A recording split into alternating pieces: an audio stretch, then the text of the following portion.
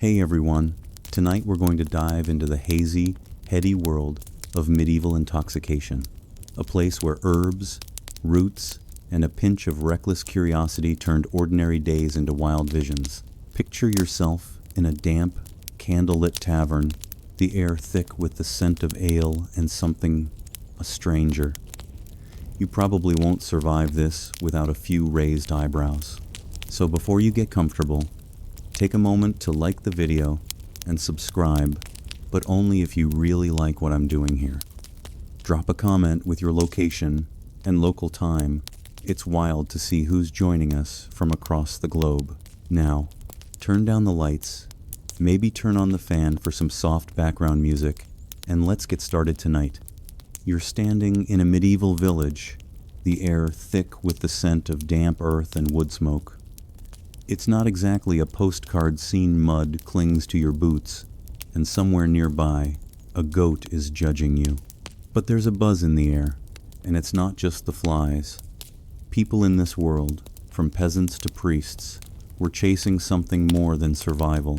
They wanted escape, relief, maybe even a glimpse of the divine, and they found it in the plants growing wild around them. The medieval world wasn't just about plagues and pitchforks. It was a place where a well-placed root or leaf could send you on a journey without leaving your hut. Let's ease into this foggy, fragrant world of medieval intoxication, where herbs weren't just for soup, they were for seeing stars. Picture yourself wandering into a healer's garden. It's a tangle of green, with plants that look innocent enough but pack a punch. Henbane, mandrake, belladonna, these weren't your average daisies. They were the medieval equivalent of a chemistry lab, and the locals knew it. You might think getting high was a modern invention, something cooked up in a neon-lit basement. But nope, medieval folks were way ahead of the game, using plants to dull pain, spark visions, or just make a rainy Tuesday feel less like a punishment. It wasn't called recreational back then, more like medicinal or spiritual. But the result was the same, a headspace where the world looked a little less grim. Let's talk about one pivotal moment, the use of henbane in a 12th century monastery. Monks, those guys in scratchy robes, copying manuscripts by candlelight, weren't just praying all day. They were also the pharmacists of their time, growing herbs like henbane to ease toothaches or help with childbirth. One monk, let's call him Brother Alfric, records in a dusty herbal that a pinch of henbane in wine could calm the spirit. Sounds harmless, right?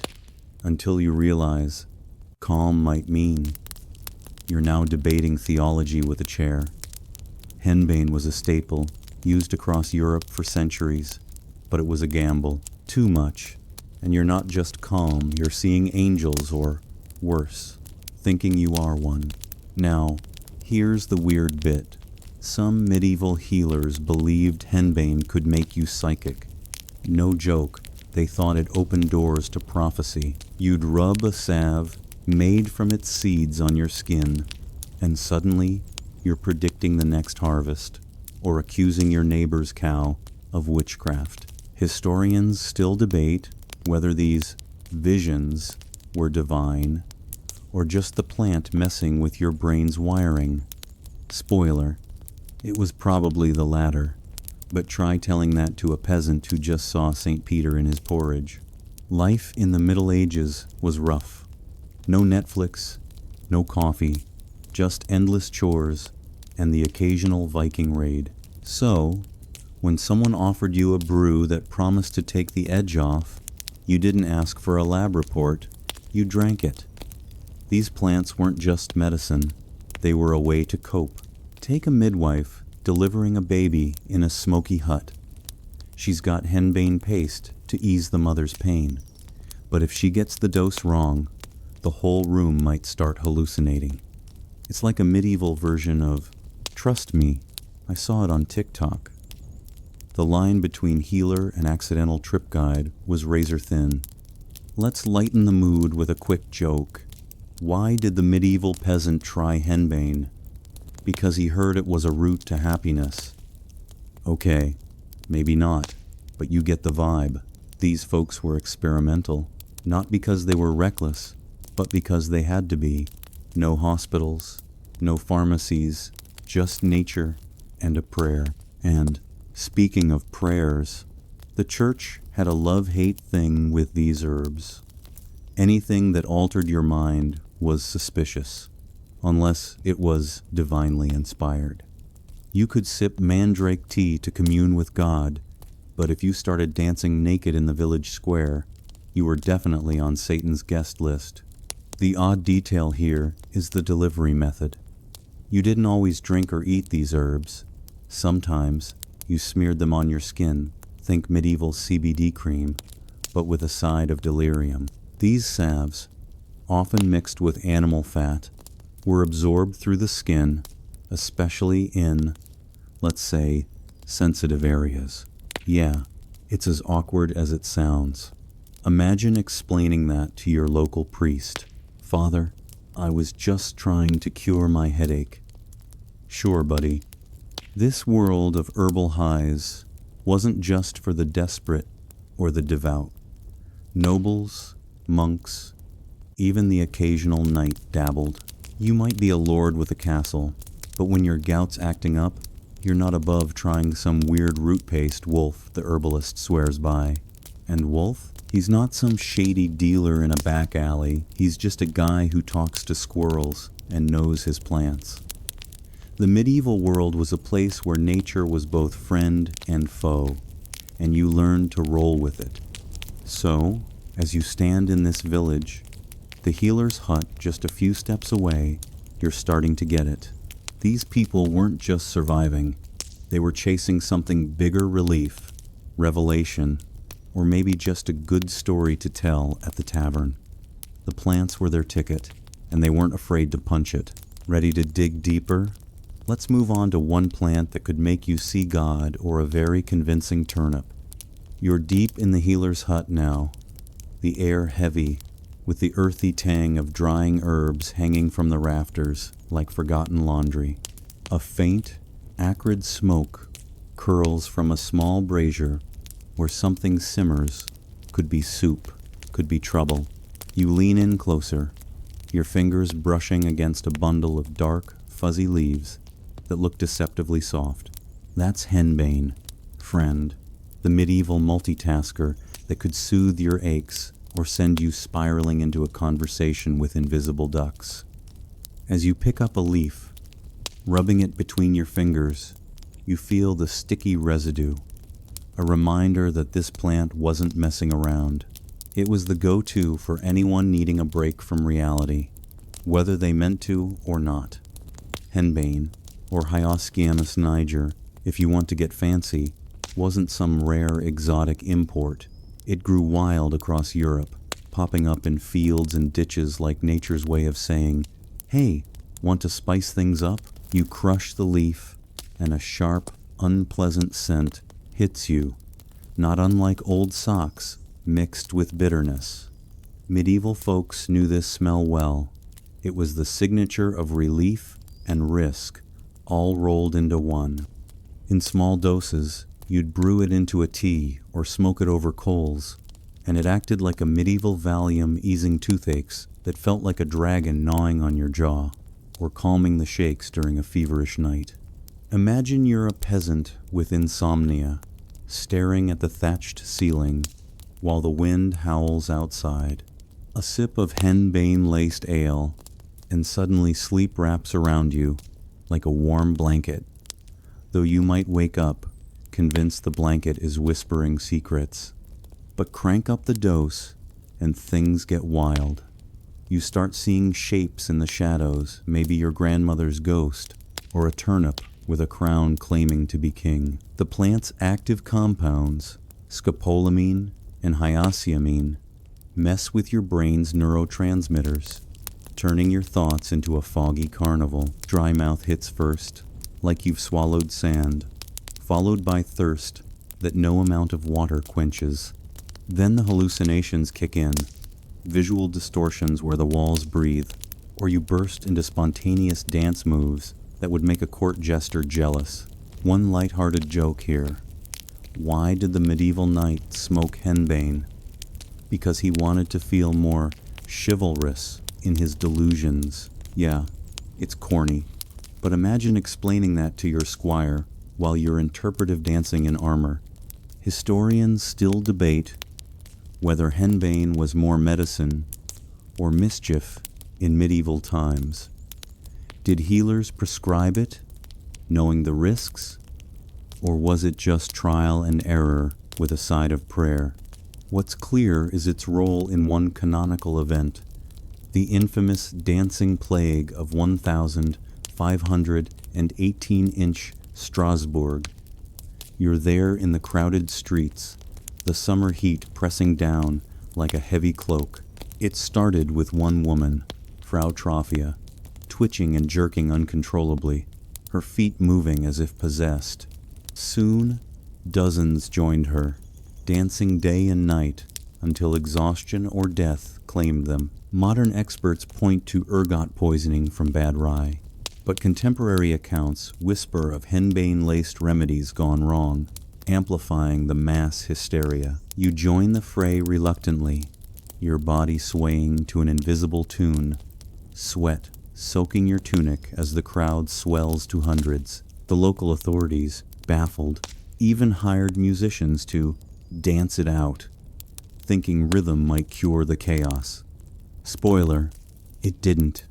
Feet blistered, hearts failed, and the plague only faded after weeks of forced marches to shrines. An odd detail from this era, henbane was sometimes combined with fat pig lard, usually, and smeared on the skin for faster absorption. You rub some on your arm, feeling the greasy slickness, and within minutes, a tingle spreads.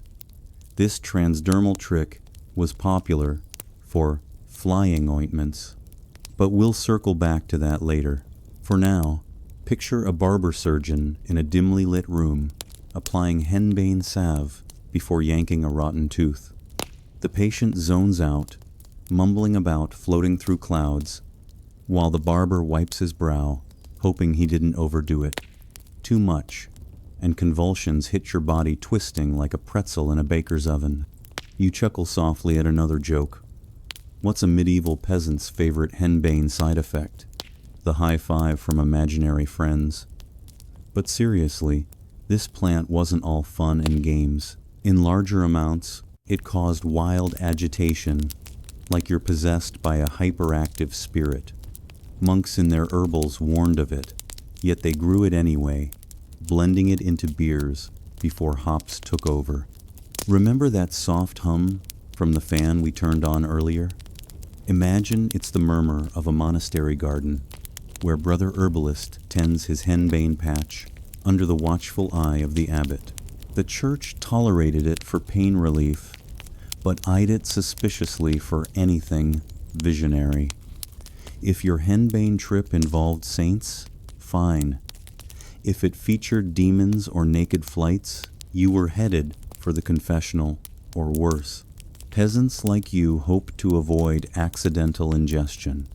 You're threshing rye in the field, sweat dripping into your eyes, when you munch on some wild greens.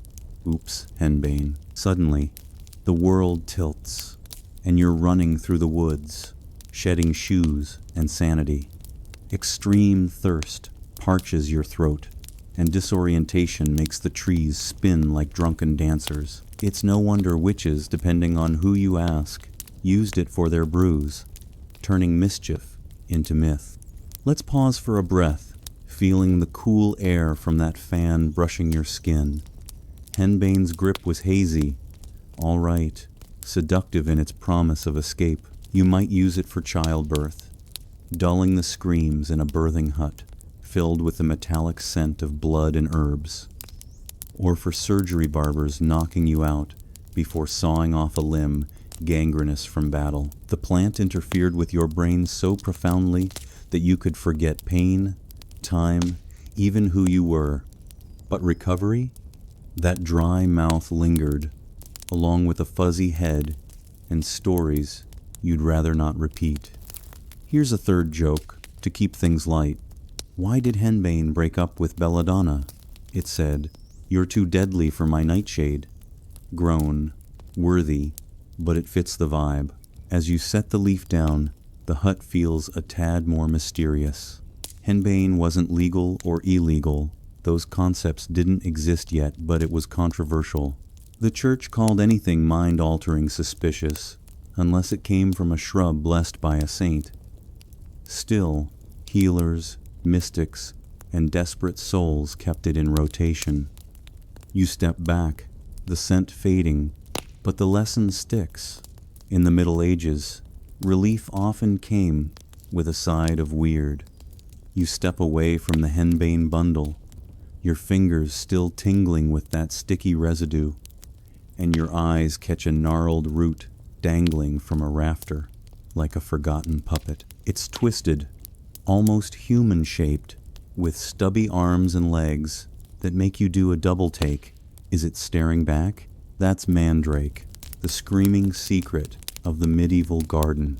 A plant so wrapped in myth and madness that even saying its name feels like tempting fate.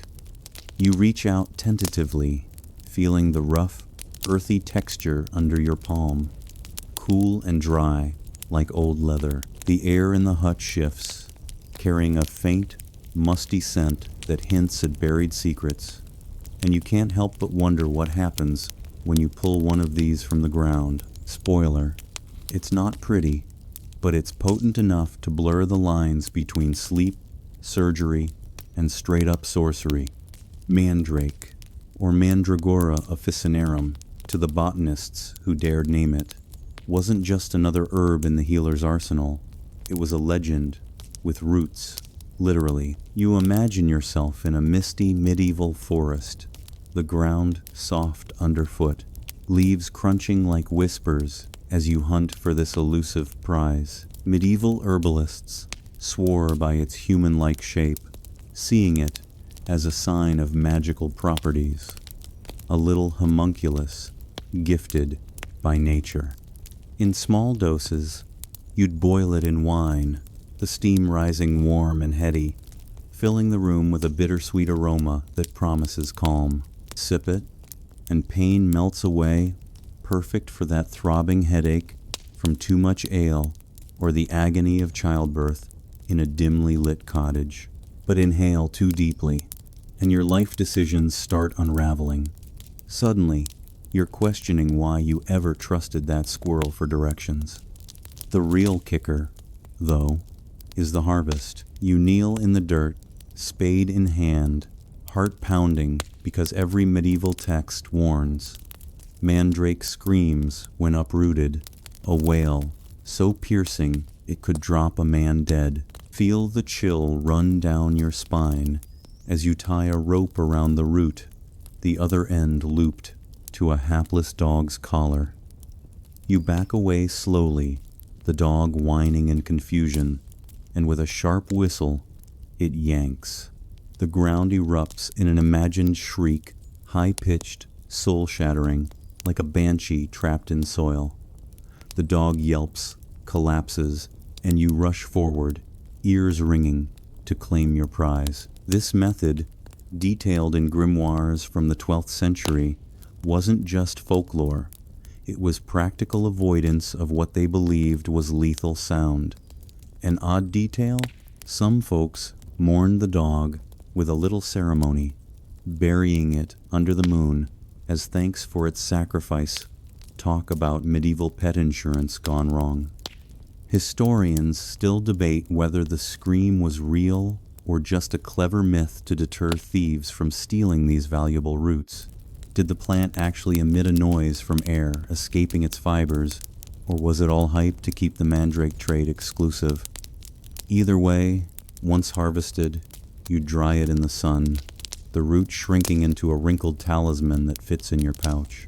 Carry it for fertility, they said. Nothing screams romance like a mummified root that looks like it's seen better days.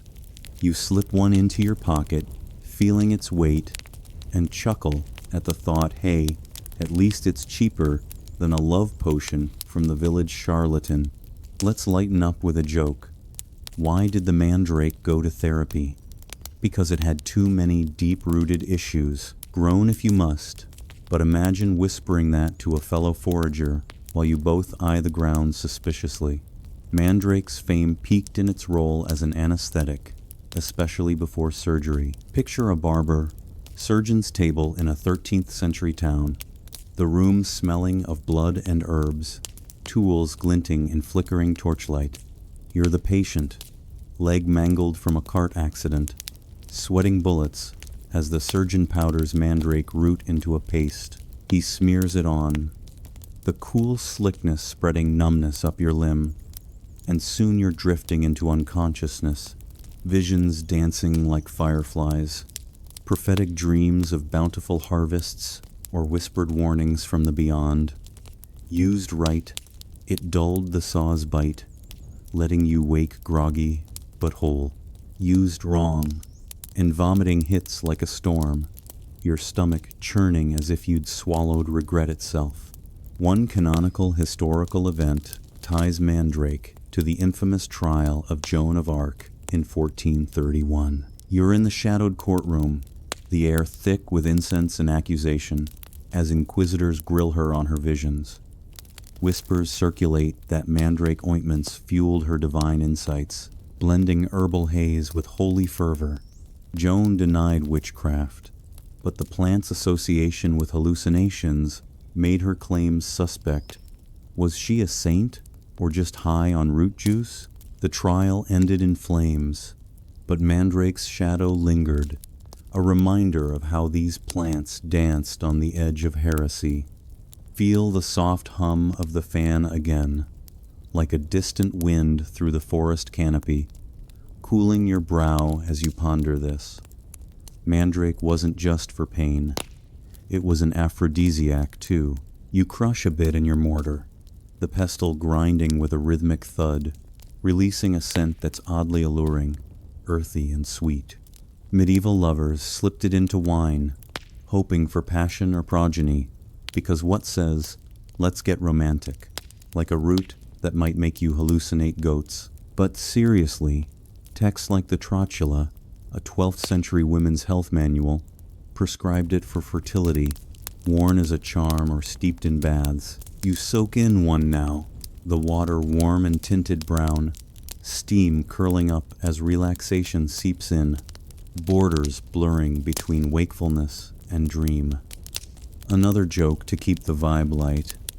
What's a mandrake's favorite music? Root rock, it screams the hits. Okay, maybe not Grammy worthy, but it fits the folklore. The church, predictably, wasn't a fan. Anything causing visions outside scripture smelled of Satan. Monks copied recipes in herbals, though, with suspiciously detailed notes: oil for sleep, powder for dreams. But beware the exorcism if your soup starts talking back. You taste a tiny bit on your tongue, bitter and numbing, and pull back quick. No need for family interventions today. An unusual detail emerges from the pouches. Some carried tiny mandrake figures, carved or dried, as wards against evil. You finger one, its contorted face almost comical, like a grumpy dwarf frozen in dirt. These amulets promised protection or prophetic whispers, but if overused, unconsciousness hit hard, leaving you vulnerable to thieves or worse. In larger doses, it caused vomiting, so violent you'd swear off herbs forever, or vivid dreams that felt too real, angels, demons, or just your neighbor's goat judging your life choices. You stand back, the root still dangling, its secrets screaming silently. Mandrake bridged medicine and magic, fertility and fear, in a world where every plant held power. As the hut's shadows lengthen, you feel its pull, a reminder that medieval escapes came with echoes. Ready for more? The next herb waits, deadly and dazzling. You ease away from the mandrake root, its twisted form still dangling like a silent sentinel, and your gaze drifts to a cluster of dark berries nestled in a clay bowl on the healer's cluttered table, their glossy skins gleaming under the flickering candlelight like forbidden jewels. A subtle, sweetish scent wafts up, almost floral, but with an undercurrent of something sharper, more insidious, pulling you closer despite the warning bells in your mind. That's belladonna, the deadly nightshade, a plant that promised beauty and blurred visions but often delivered a one-way ticket to delirium, or worse. You pick up a berry, rolling it gently between your fingers, feeling its cool, plump firmness, and you can't help but think how something so small and innocent-looking could pack such a punch, turning a simple eye drop into a flirtation with fate. Belladonna, or Atropa belladonna, if you're whispering its scientific name in hushed tones, wasn't hiding in remote forests. It grew right in the hedgerows and woodlands across medieval Europe, its purple flowers nodding like sly invitations in the summer breeze. In careful hands, you dilute its extract into drops, the liquid clear and deceptively harmless, applied to the eyes to widen pupils into deep, mysterious pools that screamed allure. Imagine you're a noble woman prepping for a grand feast, the castle halls echoing with lute music and laughter, your maid dabbing the stuff onto your lids with a feather quill. Your eyes dilate wide, making you look saintly or seductive, depending on the lighting. But the trade-off hits quick, blurry vision, turns the banquet table into a hazy dreamscape, and light sensitivity has you squinting like you've stared too long at the sun. It was self-care on the edge, where beauty standards demanded risks that modern influencers would balk at. But belladonna's charm went beyond cosmetics. It was a powerhouse in the healer's kit, numbing pain like a velvet hammer. You crush a leaf now, releasing a faint, bitter aroma that tingles your nostrils, and picture a physician in a 14th century apothecary, shelves lined with jars of dried herbs, mixing belladonna into a tincture for a patient writhing with gout. A few drops in wine, the ruby liquid swirling in a goblet, and relief spreads through your veins, easing cramps or headaches that felt like blacksmith hammers in your skull. Yet, the plant's atropine and scopolamine played tricks on your nervous system, making the wallpaper vibrate or the ceiling drip with imagined Latin prayers. In moderate doses, it acted as a sleep aid, lulling you into a trance where dreams blurred with reality, but overdo it, and hallucinations crashed in Why Is the Floor Melting, or that chair reciting poetry. Historians still debate whether belladonna's widespread use in medieval cosmetics was more about vanity or subtle power plays. Did women dilate their pupils to mimic divine ecstasy, or was it a quiet rebellion against the drabness of daily life? Either way, its name, Beautiful Lady, captured the duality perfectly, a seductive ex that promised the world but left you reeling.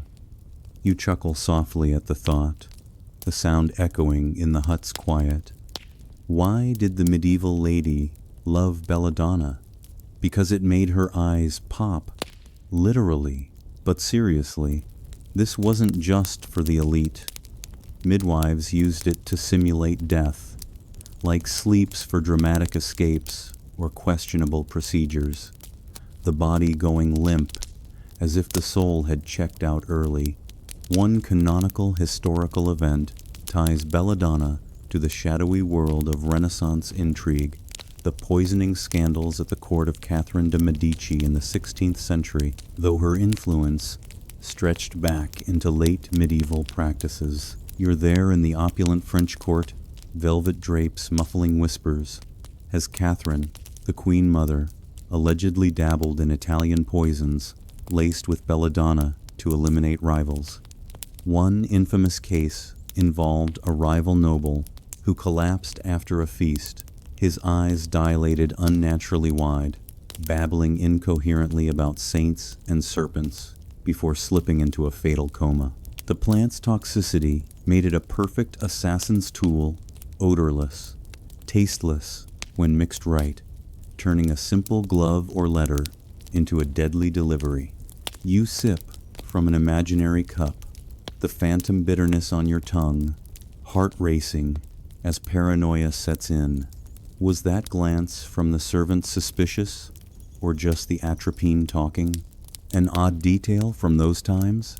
Belladonna was sometimes used as a truth serum in interrogations, its disorienting effects loosening tongues to spill secrets they'd otherwise guard with their lives. You lean back against the hut's wattle wall, the rough texture grounding you, and imagine a dimly lit dungeon where a suspected heretic, dosed with the stuff, confesses to crimes involving flying goats or whispering soups.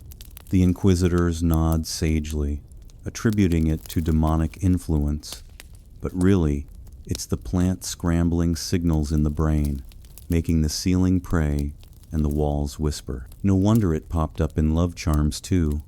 You drop it into a suitor's ale, hoping for passion, but end up with him declaring undying love to a tree instead. Feel the gentle breeze from that fan we turned on earlier, like a soft sigh through the hut's open door, cooling the flush on your cheeks as belladonna's allure sinks in. It was a common ingredient in flying ointments, those notorious salves we'll unpack soon, applied to skin for euphoric highs that felt like soaring. But the danger lurked in every berry death, could come quietly, your heart racing to a stop or breaths shallowing into nothingness. Physicians during plague outbreaks, their beaked masks stuffed with herbs, used it recklessly when desperation peaked, dosing patients to numb the horror of black boils and fever dreams. You taste the risk now, a phantom dryness in your mouth, as if the plant's warning lingers in the air. Another joke to ease the tension. What did Belladonna say to the mandrake? You're rooted in the past. I'm the real eye-catcher. Lame, but it fits the rivalry among these nightshades. The church viewed it with narrowed eyes, branding its visions as devilish unless tied to medical necessity. Want to treat melancholy? Belladonna spiced wine. Simulate a coma for theatrical purposes? Same stuff, but accidental meetings with saints or Satan in your dreams that crossed into heresy territory? You set the berry down carefully, its shine mocking your caution, and step back, the hut's shadows deepening as candlelight dances. Belladonna blurred medicine and poison so seamlessly that one drop could make you a beauty or a body. Its legacy whispers of bold experiments in a world where pain relief danced with peril. As the scent fades, you sense the next layer, unfolding ointments that promised flight, but often grounded you in chaos. You brush the belladonna berry from your fingers, its glossy allure fading as you turn toward a shadowy corner of the healer's hut, where a small cauldron bubbles softly over dying embers, releasing wisps of steam that curl like lazy ghosts in the dim light. The air thickens with a greasy, herbal tang, part animal fat, part something wild and forbidden, drawing you closer despite the prickling unease in your gut. That's the world of flying ointments, those infamous medieval concoctions that promised transcendence, but often delivered a wild ride through your own imagination, smeared on in ways that would make even the boldest blush. You dip a finger into the warm paste, feeling its slick, oily texture cling to your skin, and suddenly the hut feels smaller, the walls pressing in as if whispering secrets of flights never taken. Flying ointments weren't your everyday salve for scraped knees or bee stings. They were the medieval equivalent of a DIY rocket launch, blending henbane, mandrake, belladonna, and sometimes hemlock into a thick balm with pig fat, or, whisper it, fat from a black cat, stirred under a full moon. You rub a bit between your palms now, the warmth spreading, and imagine a wise woman or witch, depending on the storyteller in a moonlit glen, chanting softly as she mixes the brew counterclockwise, the spoon scraping the cauldron with a rhythmic clink that echoes like a heartbeat. These weren't swallowed. Oh no, that was too risky for the stomach's ungrateful churn. Instead, you'd apply them topically to mucous membranes for quick absorption. Yes, those intimate spots that make you shift uncomfortably just thinking about it. The goal? A euphoric sensation of soaring through the night sky, naked and free, attending feasts with shadowy figures, or simply hovering above the village like a very confused owl. But let's ease into the application method with a light-hearted joke. Why did the medieval witch use a broomstick for her ointment? Because it was the only applicator that came with its own handle. Talk about multitasking. Groan if you want, but picture yourself in a thatched cottage, the fire crackling softly as you anoint a staff or broom handle with the salve. Then, well, let's keep it PG and say apply as directed. Within minutes, the compounds seep in, your skin tingling like it's alive with tiny sparks, and the room spins gently, the fans hum from earlier blending into a soft wind carrying you aloft. Hallucinations bloom flying through clouds, dining with Satan's catering team on platters of ethereal delights, while your body stays grounded, perhaps twitching in a haystack with no memory of the journey. Historians still debate whether these ointments were truly recreational or tied strictly to rituals and medicine. Did users seek escape from feudal drudgery, or was it all about spiritual quests gone sideways? Either way, they weren't casual. Many were brewed for ecstatic trances during folk ceremonies, the air filled with incense and chants, participants daubing the paste in hidden groves away from prying church eyes. You join one now, the ground cool under your bare feet, moonlight filtering through leaves as a circle of cloaked figures murmurs incantations. The ointment's grease melts into your skin, warmth flooding your veins. And suddenly, you're not walking, you're gliding, the world below shrinking to toy villages and winding rivers. But the high could turn sour quick, too much, and you'd wake with half your teeth chattering loose, or no recall of why you're in a stranger's barn swearing loyalty to a turnip. One canonical historical event pulls these ointments into sharp focus: the witch trials of the Basque region in 1610, where Inquisitor Pierre de l'Ancre documented confessions of women using unguents to fly to sabbats, their broomsticks anointed for transport. You're there, in the torchlit courtroom, the air heavy with fear and sweat, as accused witches describe smearing the salve and soaring to devilish gatherings, bodies left behind in trance-like states.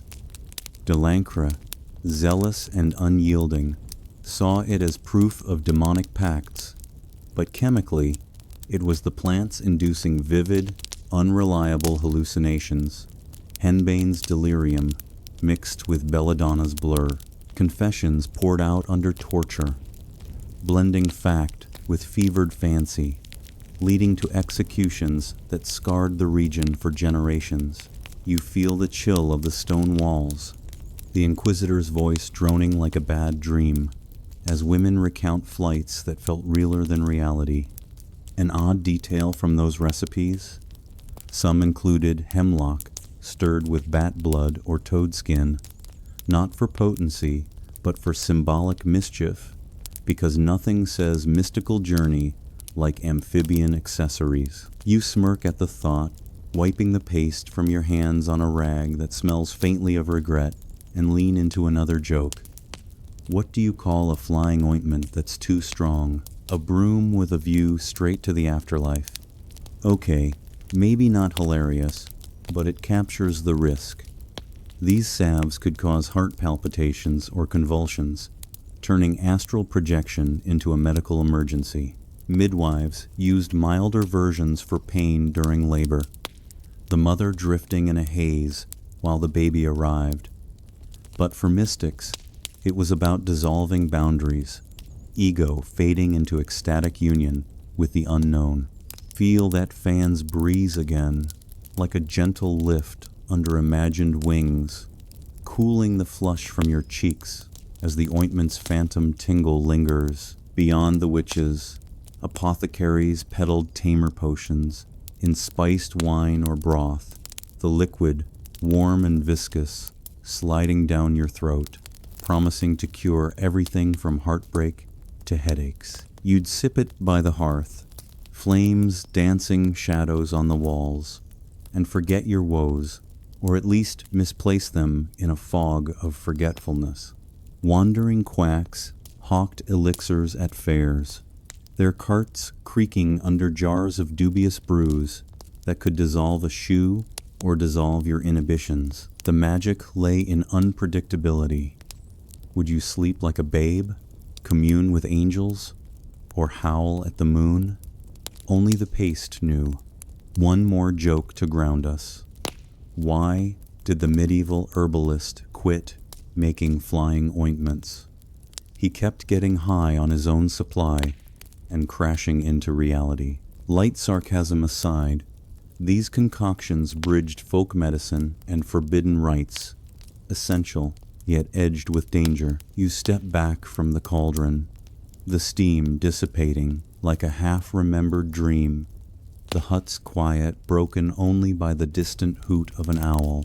Flying ointments unveiled a world where escape was skin-deep, rituals rubbing against reason in a dance of delusion and desire. As the embers fade, you sense the pull eastward, where hashish whispered sweeter secrets.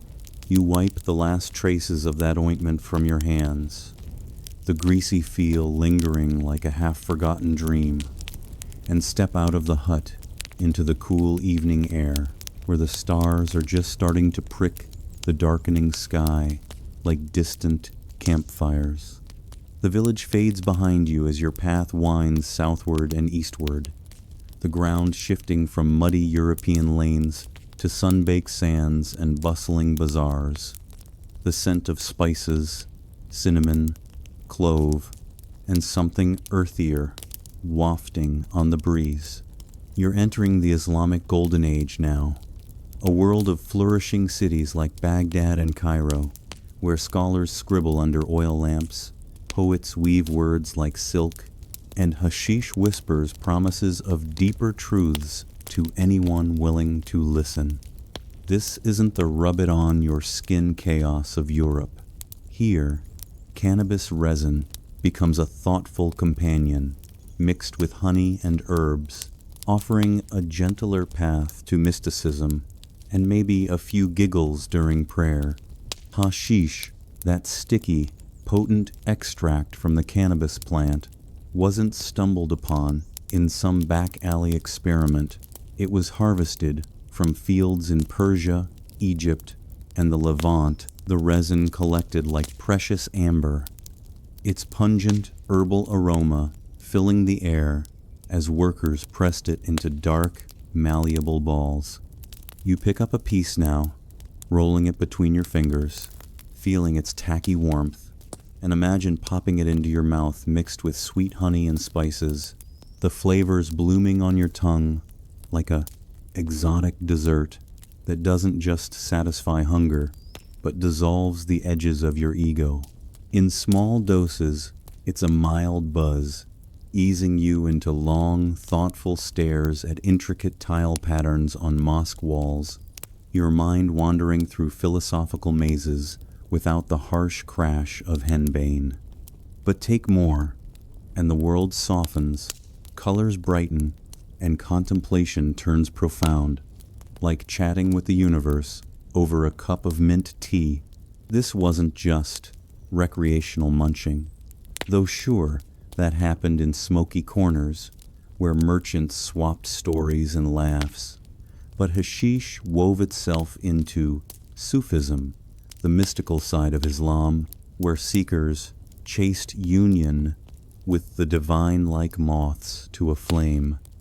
You sit cross-legged in a Sufi lodge, the room dimly lit by flickering candles, the air thick with the sweet smoke of incense, blending with hashish's earthy undertone, as a poet recites verses that twist like vines, metaphors blooming from altered states.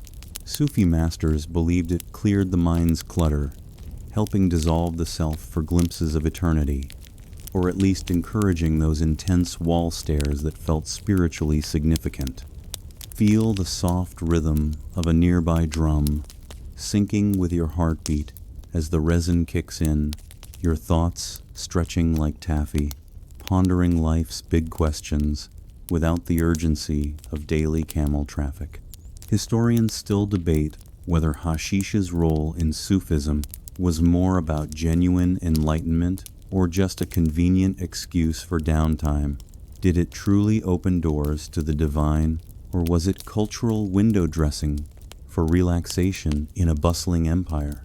Either way, its use spread like wildfire through poetry and philosophy, with figures like the Persian poet Rumi, alluding to states that sound suspiciously hazy, his words dancing on the page like euphoric fireflies. You chuckle softly at the image. Why did the Sufi poet love hashish?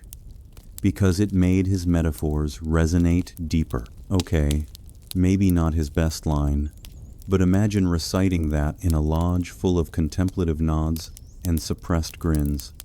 One canonical historical event ties hashish to intrigue, the tales of the Hashashin, or assassins, in the 11th century under Hassan-i-Sabah, who founded a secretive order in the mountains of Persia. You're there in the fortress of Alamat, sheer cliffs dropping away like forgotten regrets, the air crisp and pine-scented as young recruits are allegedly dosed with hashish before missions, entering a paradise garden to taste heavenly rewards, then sent out to stab political foes with unwavering zeal. Legends say the drug fueled their fearlessness, turning them into mythical killers who struck from shadows, their name evolving into assassin itself. But was it really hashish, or just myth spun by crusaders to demonize them? You creep through the garden now, palms sweaty, the sweet resin on your breath as visions of lush fruits and flowing rivers blur the line between motivation and manipulation. The order's real power lay in strategy, but the hashish lore added that intoxicating edge. An odd detail from those times, hashish was sometimes baked into edibles that actually tasted good, unlike Europe's bitter brews smelling of spoiled socks mixed with nuts, dates, and spices into confections that could pass for royal treats, though overindulgence led to fits of laughter during solemn prayers, earning stern looks from imams. You bite into one now, the crunch of almonds giving way to honeyed sweetness, a slow warmth spreading through your chest as the room tilts just enough to make walls seem like old friends. Islamic rulers tried banning it periodically, fearing laziness or moral slippage, with edicts from caliphs like Al-Mustansir in the 13th century cracking down on consumption. But enforcement had the success rate of herding cat's people, just giggled more discreetly. Lighten the mood with another joke. What did the hashish say to the Sufi? Let's get enlightened. I'm all resin and no resistance. Snicker if you like, but picture sharing that in a poetry circle, heads nodding sagely amid the haze. Beyond mysticism, physicians documented its effects with surprising detail, like the scholar Ibn Sina in his Canon of Medicine around 1025, noting it for calming nerves or sparking appetite, his quill scratching parchment under lamplight as he field-tested doses that left him staring thoughtfully at his inkwell. You leaf through an imaginary tome now, the pages yellowed and crisp, words blurring slightly as the resin's influence creeps in, making medical jargon sound like profound wisdom. One more joke to keep things breezy. Why did the assassin avoid too much hashish? Because he didn't want to hash out his plans in a daze. Corny, sure, but it fits the blend of danger and delight. While Europe fumbled with toxic salves, the East approached hashish with a scholarly eye, trading it along silk roads where caravans creaked under loads of resin-wrapped bundles, merchants haggling in, bustling souks scented with saffron and smoke. You haggle now, coins clinking in your palm, the vendor's eyes twinkling as he promises visions clearer than a desert night sky. Though results varied, from prophetic dreams to just hugging a pillow you mistook for your uncle. Feel that fan's hum again, like a distant call to prayer carried on the wind, cooling your brow as hashish warmth settles in your bones. It wasn't devil grass here. It was a tool for poets to unpack the soul, mystics to chase the infinite, and everyday folks to unwind after haggling over spices. Bands came and went, but the allure persisted, wrapping cannabis in mystique and suspicion that echoed through centuries. As the bazaar's lanterns flicker to life, you sense the pull toward sacred smokes, where incense in grand halls offered subtler highs. You wander away from the bustling bazaar, the spice scents fading into memory as your footsteps carry you northward again, back toward the echoing stone halls of medieval Europe, where grand cathedrals rise like giants against the twilight sky, their spires piercing the gathering dusk. The air grows cooler, carrying faint whispers of chant and the thick, almost tangible cloud of incense that clings to everything, wrapping you in a veil of holiness, mixed with something subtly mind-bending. You're stepping into the realm of sacred smokes now, where frankincense and myrrh weren't just for masking the smell of unwashed crowds. They held a quiet, psychoactive punch, turning long sermons into floaty experiences that blurred the line between prayer and a light buzz. As the fan's soft hum mimics the distant murmur of monks, you feel the weight of woolen robes on your shoulders, the stone floor cold under your feet, ready to inhale the vapors that lifted souls, or at least softened the edges of a 5-hour mass. Incense in a medieval church wasn't optional decor. It was the atmosphere itself, billowing from ornate censers swung by acolytes in rhythmic arcs, the chains clinking like muffled bells as plumes of white smoke curl upward, filling your lungs with a resinous warmth that's equal parts soothing and surreal. You stand in the nave of a grand abbey, the stained glass windows filtering dim light into jewel-toned patterns on the floor, the air heavy with the scent of frankincense, sharp, piney, almost citrusy, mingled with myrrh's earthier, balsamic notes, like a forest floor after rain. These resins, imported from the Arabian Peninsula and East Africa on camel caravans that creaked across deserts, were burned to purify the space, ward off evil spirits, and make the whole place smell less like fish stew and more like divine intervention. But breathe deep, and something shifts. A mild tranquility washes over you, your thoughts slowing like honey in winter, the Gregorian chants echoing in your ears, not just as music, but as a lullaby pulling you toward introspection. Modern studies hint at why burning frankincense releases compounds like incensyl acetate that tweak your brain's limbic system, the part handling emotions and memory, turning exposure into a subtle sedative. You lean against a carved pillar, the stone rough and cool against your back, inhaling deeply as the smoke envelops you, your eyelids growing heavy, the world softening at the edges. In poorly ventilated chapels, which was basically all of them, the effect amplified, especially if you'd been fasting or dehydrated, common for devout folks chasing spiritual highs. Visions weren't uncommon. Monks reported seeing saints in the haze, crediting God.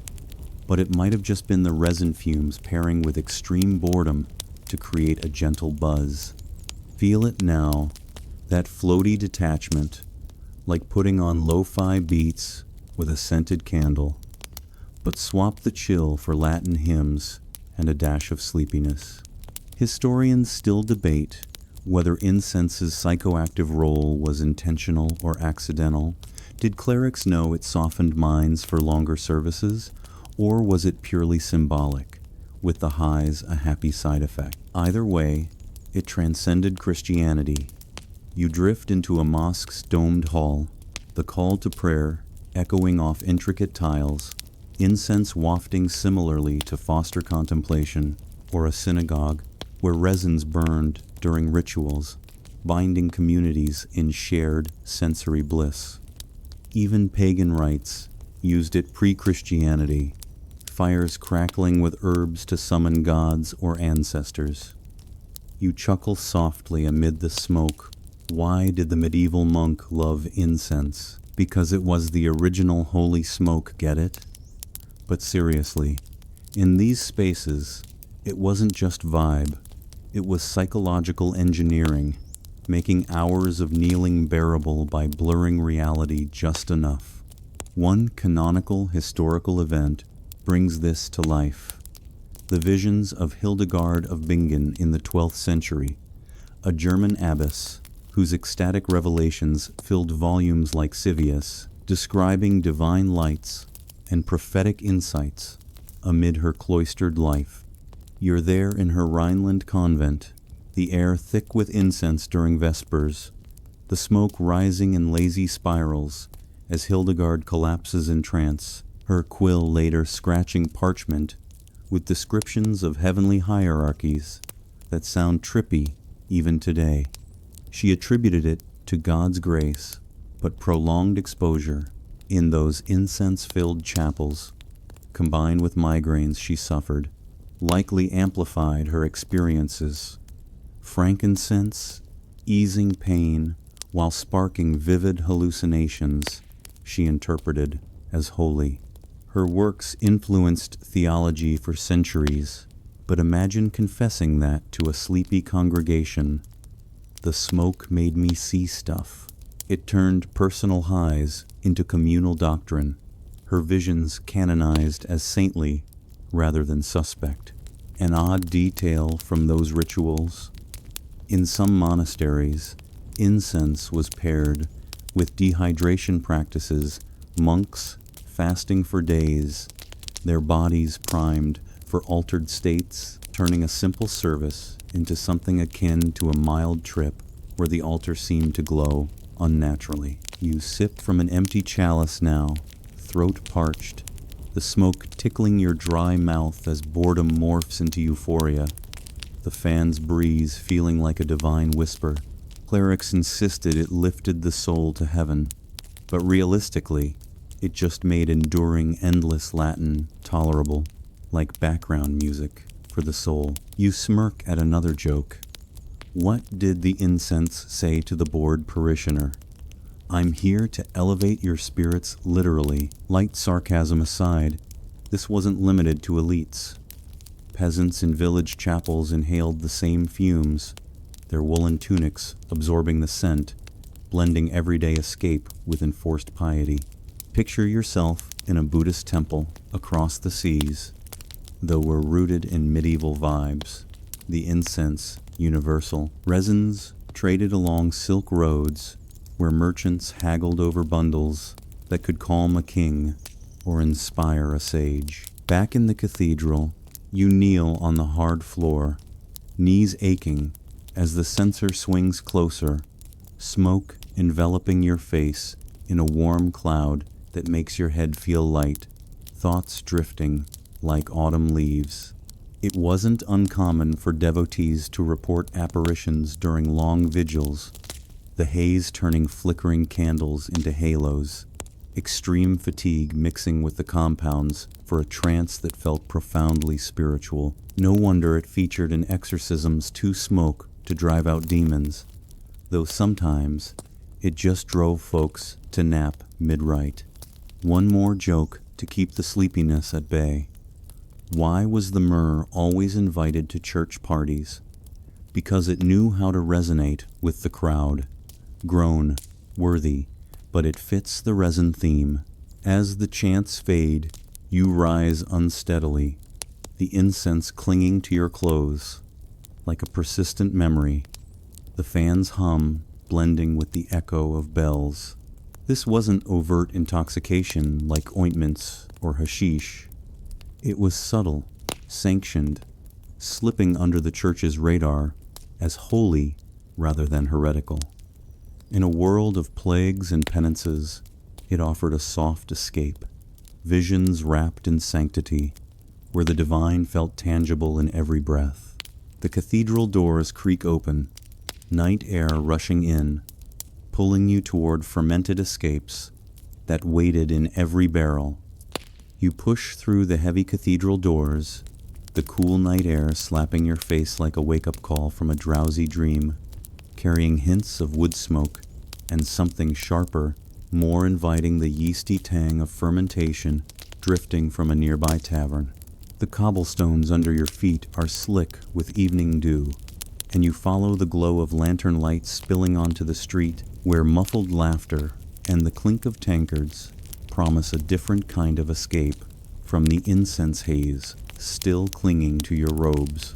This is the world of medieval alcohol, where every sip was a survival strategy wrapped in a buzz, from the watery small beer that kept you hydrated without risking the gut-wrenching roulette of stream water, to the spiced wines that dulled the edges of a life filled with drafty hovels and judgmental livestock.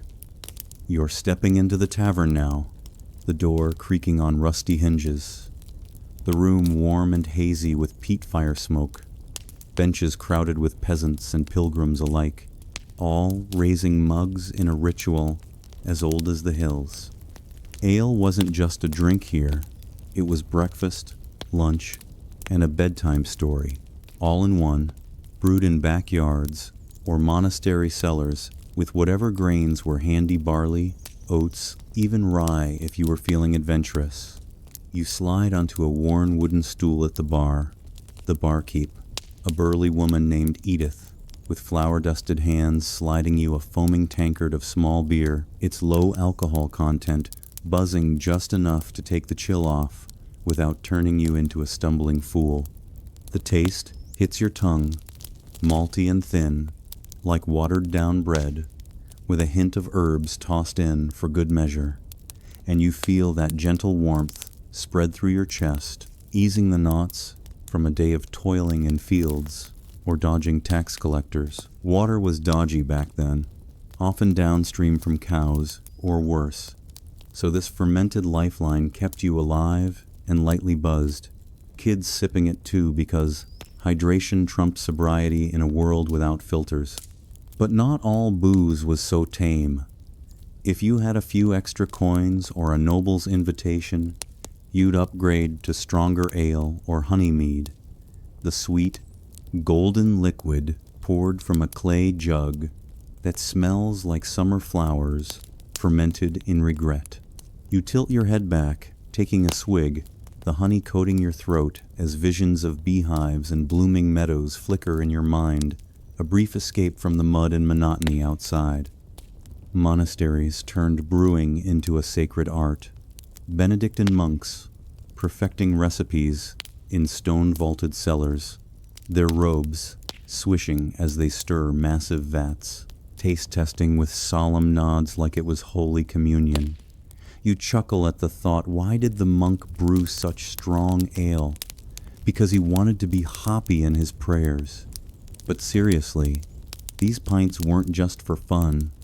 They treated melancholy with spiced wine mulled over coals, the cinnamon and clove scents wafting up to mask the bitterness, or dulled the pain of medieval dentistry, where a swig before the pliers made you forget the scream, mostly. Historians still debate whether alcohol's role as medicine was genuine healing or just an excuse to day drink without guilt.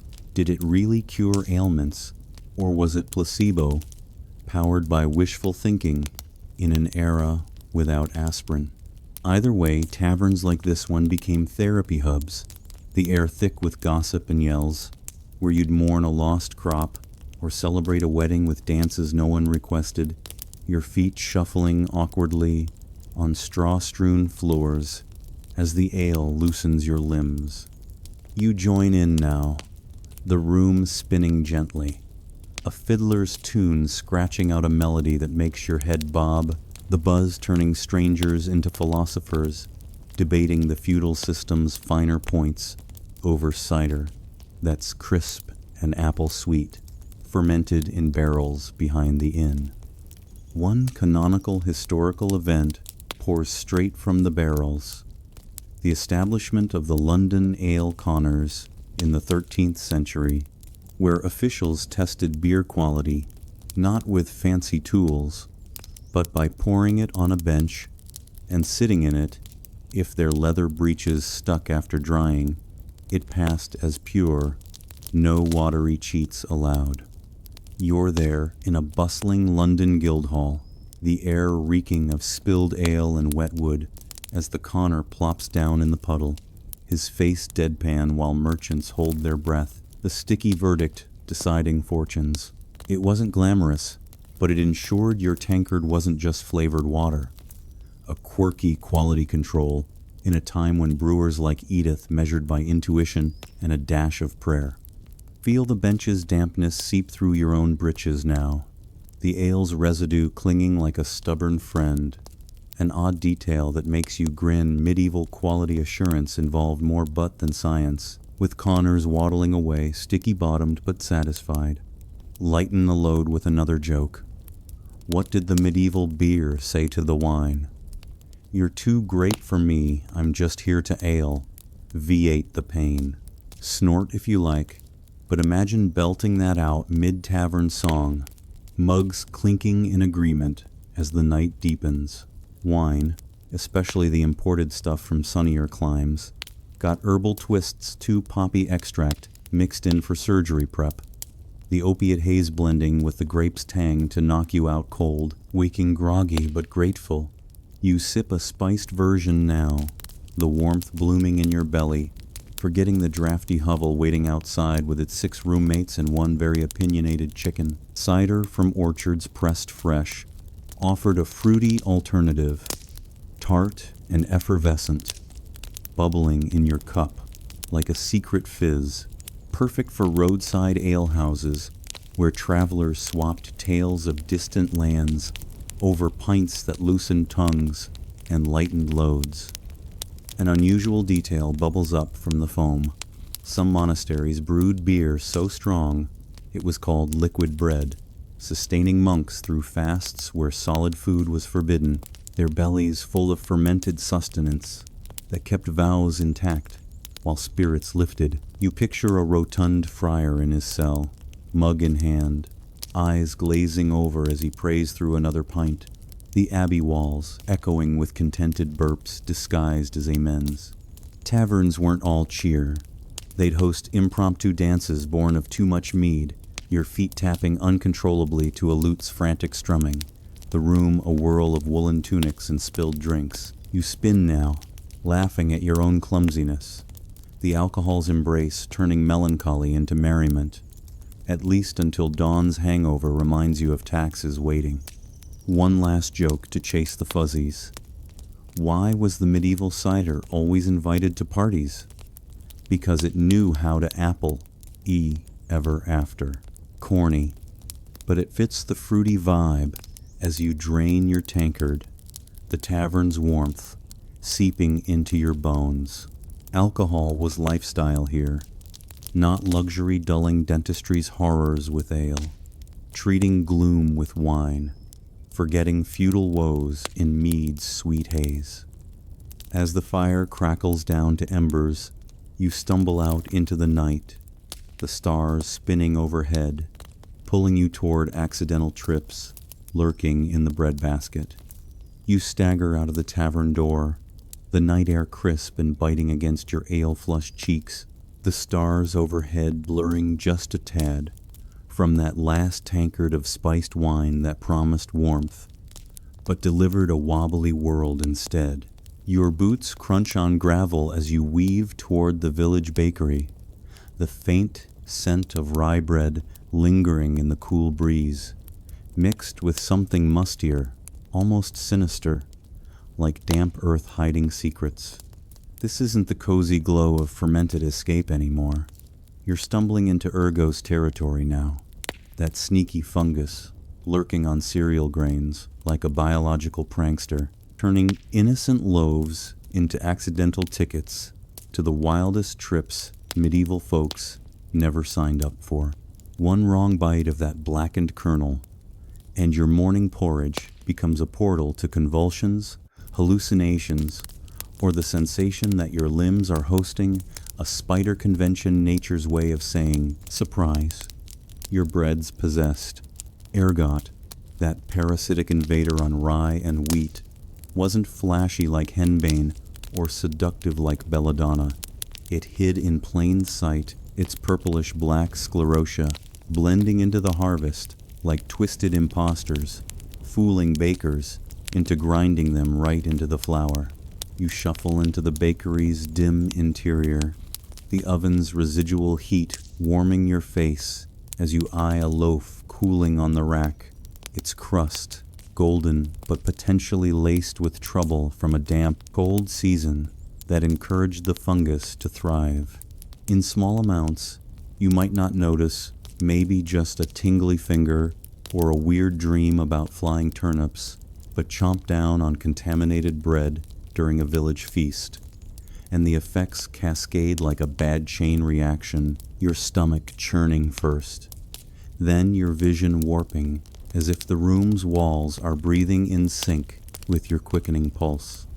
It's the original LSD precursor, centuries before tie-dye and festivals, turning entire communities into unwitting psychonauts who blame demons instead of moldy crops. Feel the dough's stickiness under your fingers as you knead an imaginary batch, the yeasty smell comforting at first. But then that acrid undertone creeps in, a reminder that hunger often overrode caution in these lean times. You bite into a slice now, the texture chewy and familiar, but soon a burning sensation spreads through your limbs, like invisible flames licking at your skin, while hallucinations flicker at the edges, hands morphing into spindly claws, or spiders skittering across your palms in a parade of paranoia. There were two flavors of this nightmare: convulsive ergotism, where your muscles spasm like you're possessed by a jittery ghost, fits of laughter mixing with panic as you twitch uncontrollably, or the gangrenous kind, blood flow cut off until limbs blacken and shrivel, dropping off like overripe fruit not exactly ideal for dinner party chit-chat. You writhe on the bakery floor in your mind's eye, limbs jerking to an unseen rhythm, the fan's soft hum from earlier mocking you like a distant, indifferent wind. Historians still debate whether ergot's outbreaks were purely accidental, or if some bakers knowingly skimped on inspections during famines, turning a blind eye to the weird kernels for the sake of full bellies. But either way, it sparked bizarre behaviors that folklore spun into tales of divine wrath or moral failings. One canonical historical event dances right into the spotlight: the dancing plague of 1518-inch Strasbourg, where you find yourself in the sweltering summer streets, the cobblestones hot under your feet as Frau Trophia starts twitching, her body compelled into endless motion, feet pounding the ground in a manic jig that spreads like contagion. Soon, hundreds join, dancing day and night, their faces contorted in exhaustion and ecstasy, collapsing from heart failure or broken bones, while authorities, baffled, hire musicians to play them out, thinking rhythm might cure the curse. It lasted weeks, bodies piling up in forced marches to shrines, but ergot-laced rye from a wet harvest likely fueled the mass hysteria, amplifying spasms into a village-wide rave no one wanted tickets to. You laugh weakly at the absurdity, your voice echoing in the empty bakery. Why did the ergot fungus start a dance party? Because it wanted to rye the roof, but the humor fades as convulsions grip you in imagination, your body jerking like a puppet on frayed strings, the air thick with the scent of sweat and desperation. An odd detail from these outbreaks: victims often reported fits of uncontrollable laughter amid the terror, giggling hysterically while their limbs burned, or visions of saints paraded by, a cruel twist that made onlookers whisper of possession rather than poison. You clutch the bakery counter now, knuckles white, as paranoia sets in. Is that shadow in the corner a demon, or just the oven's glow playing tricks? In colder regions, like France or Germany, where rye was staple fare, entire villages fell prey, their bread turning breakfast into bedlam, locals too hungry to question the blackened bits until it was too late. Picture yourself threshing rye in a foggy field, sweat beading on your brow under a leaden sky, the stalks whispering as you bundle them, unaware that ergot spores have already woven their web. Bake it up, and the alkaloids hit your system like a stealthy thief, interfering with blood vessels and brain signals, making you see spiders where none crawl or hear whispers from the hearth. You munch on that loaf by the fire, crumbs scattering like omens, and suddenly the flames dance with faces of the dead, your laughter bubbling up unbidden as panic swells. No testing kits back then, just trial by tummy, and if the village started spasming en masse, it was off to the healer for wheat-based cures from the Order of St. Anthony, their hospitals overflowing with shriveled limbs and raving patients fed clean bread as antidote. You swallow hard now, throat dry, the fan's breeze feeling like a ghostly breath on your neck, cooling the imagined fever. Lighten the fog with another joke. What did the ergo say to the baker? I'm just here to spice up your loaf.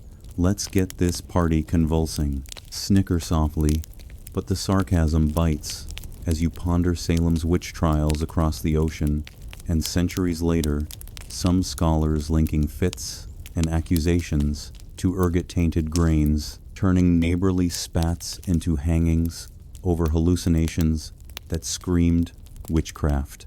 You pace the bakery floor, shadows lengthening, the scent of fresh bread mocking your unease. Medieval Europe got high on toast without knowing it, their porridge possessed, outbreaks blamed on saints' anger or sinners' dances. As the oven cools to embers, you feel the pull towards sweeter chaos, where even bees conspire in distant mountains. One final joke to ease the spasms. Why did the dancing plague victim quit the party? Because he couldn't rye on his feet anymore. Grown away, but it fits as you step back into the night, the bakery door swinging shut behind you. Ergot's accidental trips, leaving echoes of laughter and loss in the dark. You shake off the bakery's lingering haze, the phantom spasms fading from your limbs as you wander farther into the night, the path twisting eastward, again toward rugged mountains where the air turns crisp and pine-scented, the distant hum of bees blending with the fan's soft whisper like a lullaby from hidden hives. The ground rises under your feet, rocky and wild, leading you to Anatolia's Black Sea shores in modern-day Turkey, where even the sweetest things hide a sting-mad honey, that rare, golden elixir brewed by bees, feasting on rhododendron blooms, pretty pink flowers laced with granotoxins that turn a simple spoonful into a slow-motion opera of disorientation and dreams. You're climbing a steep trail now, the sea breeze carrying salty tang mixed with floral sweetness, your hand brushing against those deceptive blossoms as you spot a beehive tucked in a cliffside crevice, dripping with honey that looks innocent but promises chaos in every drop. Mad honey isn't your grocery store spread slathered on toast. It's a potent trickster harvested from these toxic flowers in remote valleys, where locals know its secrets like family recipes passed down through whispers. You scoop a bit from an imaginary comb, the viscous gold clinging to your fingers, warm and sticky with a floral aroma that's almost too inviting, like nature's candy with a hidden kick. In small doses, you spread it on bread, the sweetness blooming on your tongue with hints of wildflowers and earth, delivering a mild buzz that eases headaches or sparks, a gentle euphoria, your thoughts drifting lazily like clouds over the mountains.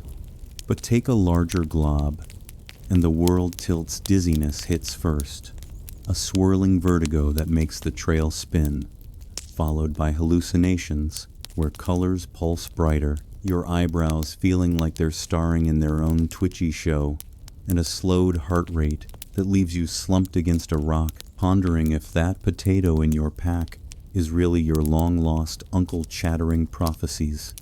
Feel the honey's warmth slide down your throat now, smooth and deceptive, as a tingle spreads through your chest, your pulse dropping like it's decided to take a nap. The fan's breeze, feeling like a distant wave, lapping at your senses. This wasn't just a quirky snack. In mystical traditions, users claimed it unlocked spiritual visions, prophetic dreams unfolding in slow, syrupy sequences where angels or ancestors dropped by for cryptic chats, results varying from enlightenment to just clutching that potato uncle in confusion.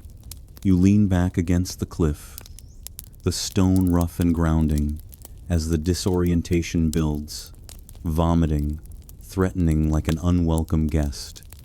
But the high lingers, a sweet chaos that blurs dusk into dawn without you noticing. Historians still debate whether mad honey's use as a weapon was deliberate strategy or opportunistic folklore.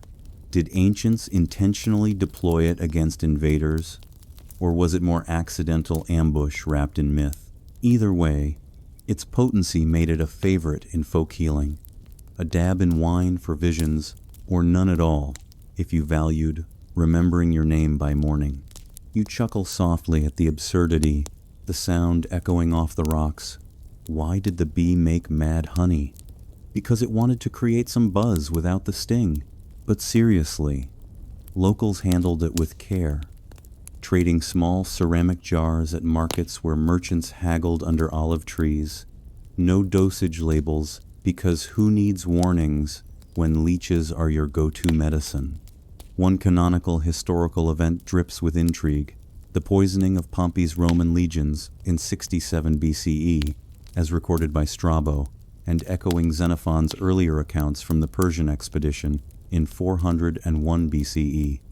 You're there with Xenophon's Greek mercenaries, retreating through Anatolian hills after a failed campaign, the air heavy with exhaustion and the scent of blooming rhododendrons as soldiers spot abandoned villages stocked with honeycombs, thinking they've scored free rations amid the retreat's hunger pangs. You dip your fingers eagerly, the honey's sweetness, a rare treat after weeks of rations. But soon the ground sways, dizziness crashing like waves, your comrades convulsing on the forest floor, visions of swirling colors and slowed hearts, leaving them vulnerable to ambush. The locals, wise to the toxin's tricks, had left it deliberately, turning a sweet trap into a non-lethal route that scattered the invaders like dazed ants. Pompey faced similar sabotage centuries later, his troops gorging on the stuff during pursuits, waking to find themselves easy pickings, the honey's grayanotoxins weaponized in a passive-aggressive defense that history remembers as one of antiquity's cleverest biological ploys. An odd detail from these tales: soldiers often reported clutching random objects during their highs, like that potato uncle, swearing eternal bonds to inanimate things in their delirium, a quirky side effect that turned battle-hardened warriors into temporary philosophers bonding with rocks or boots. You grip a stone now, its cool weight in your palm, feeling oddly profound as the honey's influence creeps in, your eyebrows twitching like they're auditioning for a comedy sketch. The sea below, shimmering unnaturally. Traded along ancient routes, mad honey found its way into remedies and recreations, a spoonful on bread for minor aches, or stirred into wine for bolder visions. The slow-motion opera, unfolding with heart rates, dipping dangerously low, spiritual insights, mixing with nausea in a dance of delight and discomfort. Lighten the vertigo with another joke. What did the mad honey say to the soldier? Sweet dreams now, let's make this a hive. 5 hallucination, groan if you must, but imagine whispering that amid the convulsions, your laughter bubbling up as the world spins. In folk traditions, it became a double-edged delight. Healers prescribing tiny doses for headaches, while warning of the eyebrow opera and Uncle Potato bonds, results as varied as the mountain weather. You taste it again, the sweetness lingering on your lips, disorientation softening the edges of the trail, the fans hum like bees in your ears, pulling you deeper into the chaos. One more joke to steady the swirl. Why did the rhododendron flower team up with bees? To create a pollen party that leaves you buzzing mad. Snicker softly, the mountains echoing back as you ponder its persistence into medieval times. Merchants sealing it in jars without instructions, locals knowing just enough to avoid the full opera. Vomiting hits like a plot twist, your stomach rebelling against the toxin's grip, but the visions compensate prophetic whispers from the cliffs, or just hugging that stone you now call kin. As the high ebbs, the sea's rhythm calms you, the honey's sweet chaos, a reminder that even nature's gifts come with strings, pulling you toward shadowy healers in the margins. You brush the sticky residue of mad honey from your fingers, the sweetness still lingering on your tongue like a half-remembered melody. As the mountain path levels out into a misty forest glade, the air thick with the scent of moss and damp earth, fireflies winking like tiny lanterns in the twilight. The sea's distant roar fades behind you, replaced by the rustle of leaves underfoot and the occasional hoot of an owl that sounds suspiciously like it's judging your life choices. This isn't the wild chaos of toxic blooms or tavern brawls anymore.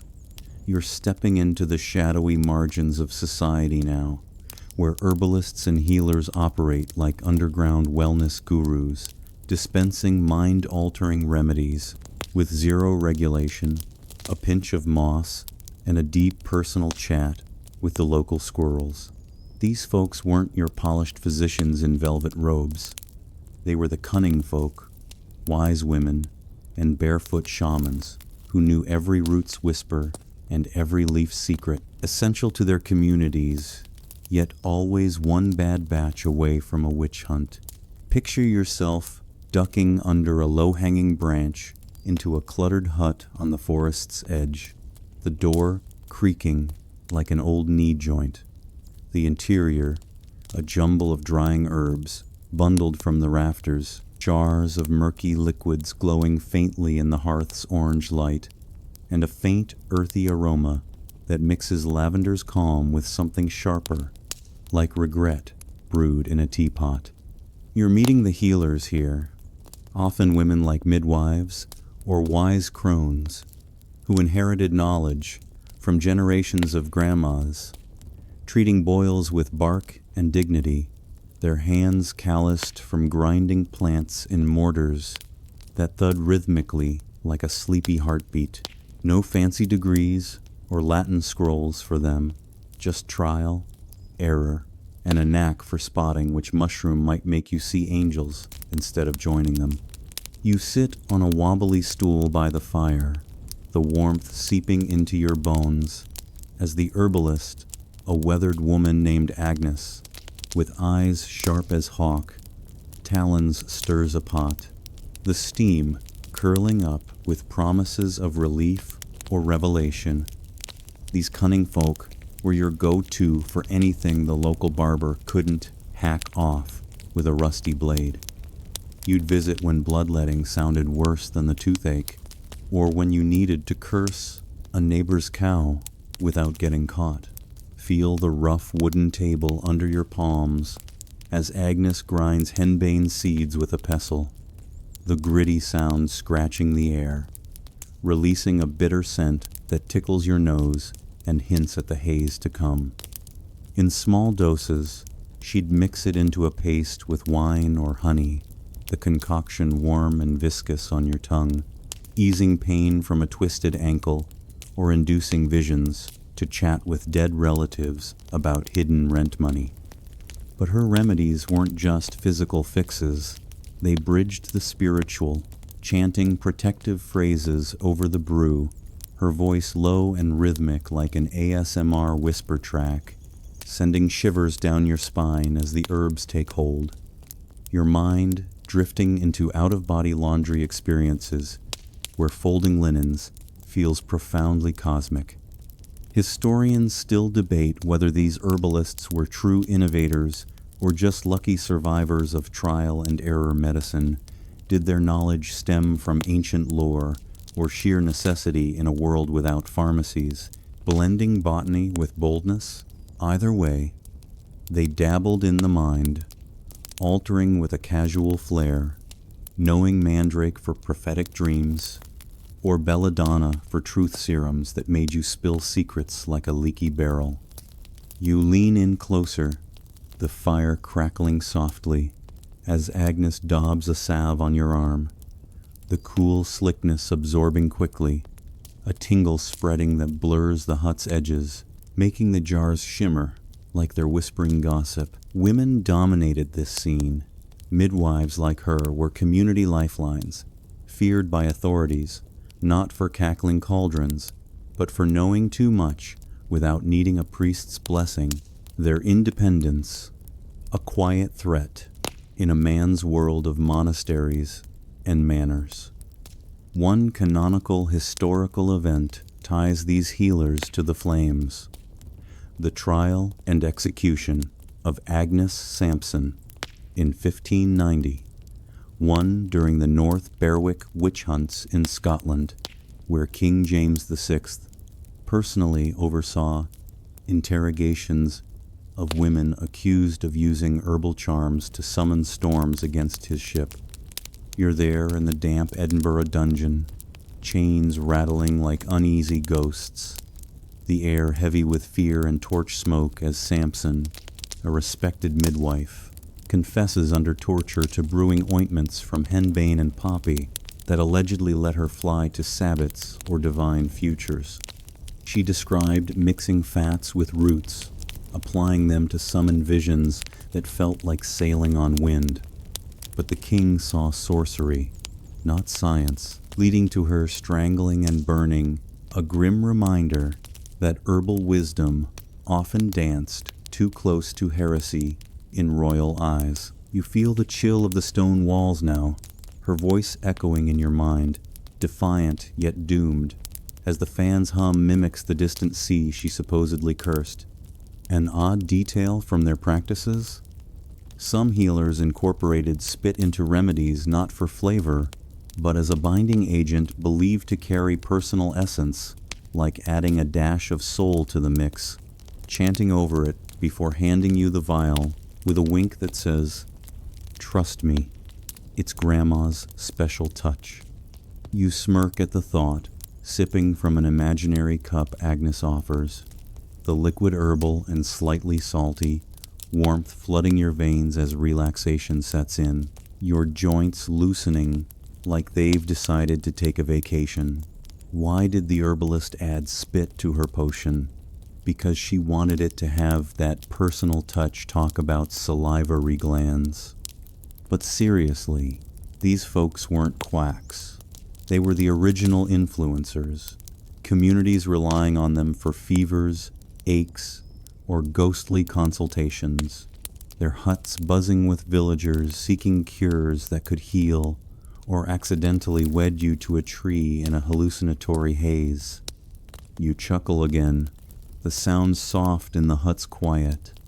What did the cunning woman say to the skeptical peasant? My remedies are all natural, just like your doubts, but mine actually work. Light sarcasm aside, if things went south, a bad trip involving flying goats or eternal vows to foliage blame shifted fast from botched brew to black magic, the church's eye twitching nervously at anything uncontrolled. Picture Agnes tending a feverish child by the hearth, the little one sweating under wool blankets, as she administers poppy wine, the sweet elixir calming the shakes while the mother prays nearby, incense from a tiny censer blending with the herb's scent. No regulation meant freedom, but also risk. One overzealous dose, and you'd passionately confess crimes you never committed, like stealing the neighbor's chicken that turned out to be a hallucinated dragon. Another joke to keep the spirits light. Why did the herbalist break up with the monk? Because he was too holy for her wild roots. Talk about a bad batch. Groan-worthy, but it fits as you rise from the stool, the hut's warmth clinging to your skin, Agnes's knowing smile following you out the door. These healers bridged worlds, medicine and mysticism, duty and danger. Women like her, essential yet edged out by authority's fear, their knowledge a lifeline in the shadows. As the forest envelops you again, moss soft underfoot, you sense the broomstick lore waiting, where ointments and accusations intertwined in scandalous flights. You ease out of Agnes's hut, the door latching softly behind you like a secret keeper sealing its lips, the forest path crunching under your boots as moonlight filters through the canopy in silvery patches that dance like elusive sprites on the ground. The air cools your skin, carrying whispers of pine and distant wood smoke, pulling you deeper into the shadows where folklore twists with chemistry, and the iconic broomstick, that quirky Halloween prop, reveals its scandalously practical backstory tied to those flying ointments you smeared earlier. You're riding into witch lore now, where hallucinations masqueraded as midnight flights, broomsticks serving as more than sweeping tools, and the line between medicine and magic blurred into accusations that lit pyres across Europe. Feel the rough bark of an ancient oak as you lean against it, the texture grounding you while your mind soars on imagined winds, the fan's hum from back home mimicking the soft whoosh of a broom through starry skies. Broomsticks weren't fairy tale fluff. They were chemical couriers, their handles anointed with salves blending henbane, belladonna, and datura, that drunk porcupine of plants, for transdermal trips that felt like airborne adventures without leaving the ground. You straddle one in your imagination, the wooden shaft smooth from years of use, slathered in greasy ointment that tingles on contact, the herbs absorbing through sensitive skin for a euphoric rush that launches you into visions of soaring naked over villages, wind whipping your hair as you cackle at the moonlit world below. It's not PG, sure, but medieval delivery methods favored mucous membranes for faster hits, the broom, an applicator that raised eyebrows. Even then, hence the staff, anointed for transportation in delicate inquisitor notes. Within moments, the high kicks in, your body limp in a trance, while your mind attends devilish feasts or hovers like a drone with a faulty GPS. The hallucinations so vivid you'd swear the flight was real, waking in a haystack, with straw in places it shouldn't be, and no clue how you got there. But these weren't joyrides, often tied to rituals or desperate pain relief. The ointments turned folk healers into suspects when visions strayed from saints to satanic shindigs. You chuckle softly in the glade, the sound swallowed by leaves. Why did the witch prefer broomsticks? Because planes were grounded in the Middle Ages. Talk about budget travel. Light sarcasm aside, the chemical truth lay in tropane alkaloids messing with your neurotransmitters, inducing delirium that mimicked flight. The broom's role, a practical workaround for toxic ingestion that could wreck your stomach like a bad tavern stew.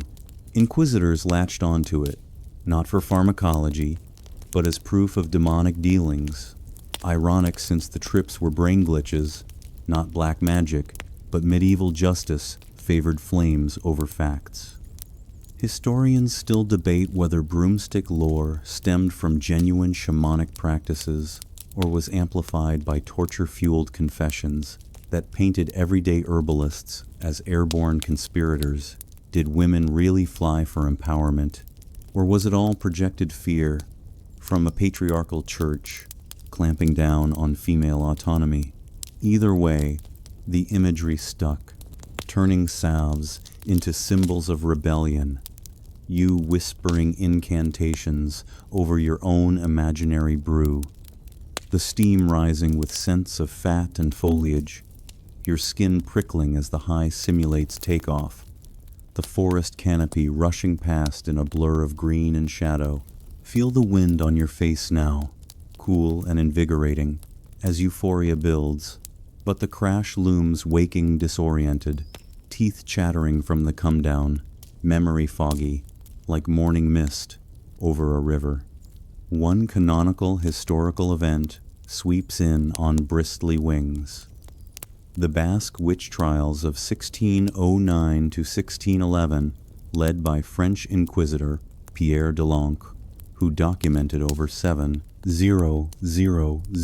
interrogations in the labored region, where women confessed to applying ointments to broomsticks for flights to sabbats. Their testimonies extracted under duress, blending herbal haze with forced fantasy. You're there, in the torch-lit courtroom, the air stale with sweat and fear, chains clinking as accused midwives describe anointing staffs with salves of henbane and pig fat.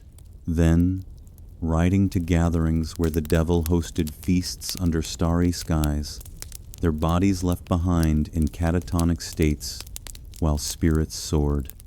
De l'Ancre, obsessed with eradicating Basque paganism, saw it as evidence of satanic pacts, executing dozens and burning homes. But the confessions mirrored ointment effects, hallucinations of flight, and feasts chemically induced, not conjured, a tragic clash of science and superstition that scarred the Pyrenees for generations. You hear the Inquisitor's voice booming now, accusatory and unyielding, as women recount journeys that felt freer than their chained reality, the broom a symbol of escape twisted into damnation. An odd detail from those accounts: some witches claimed their broomsticks purred during application, a vibration from the wood or perhaps the salve's warmth, creating a sensory illusion that added to the trance, like a medieval massage tool gone mystical, making the ride feel alive under you.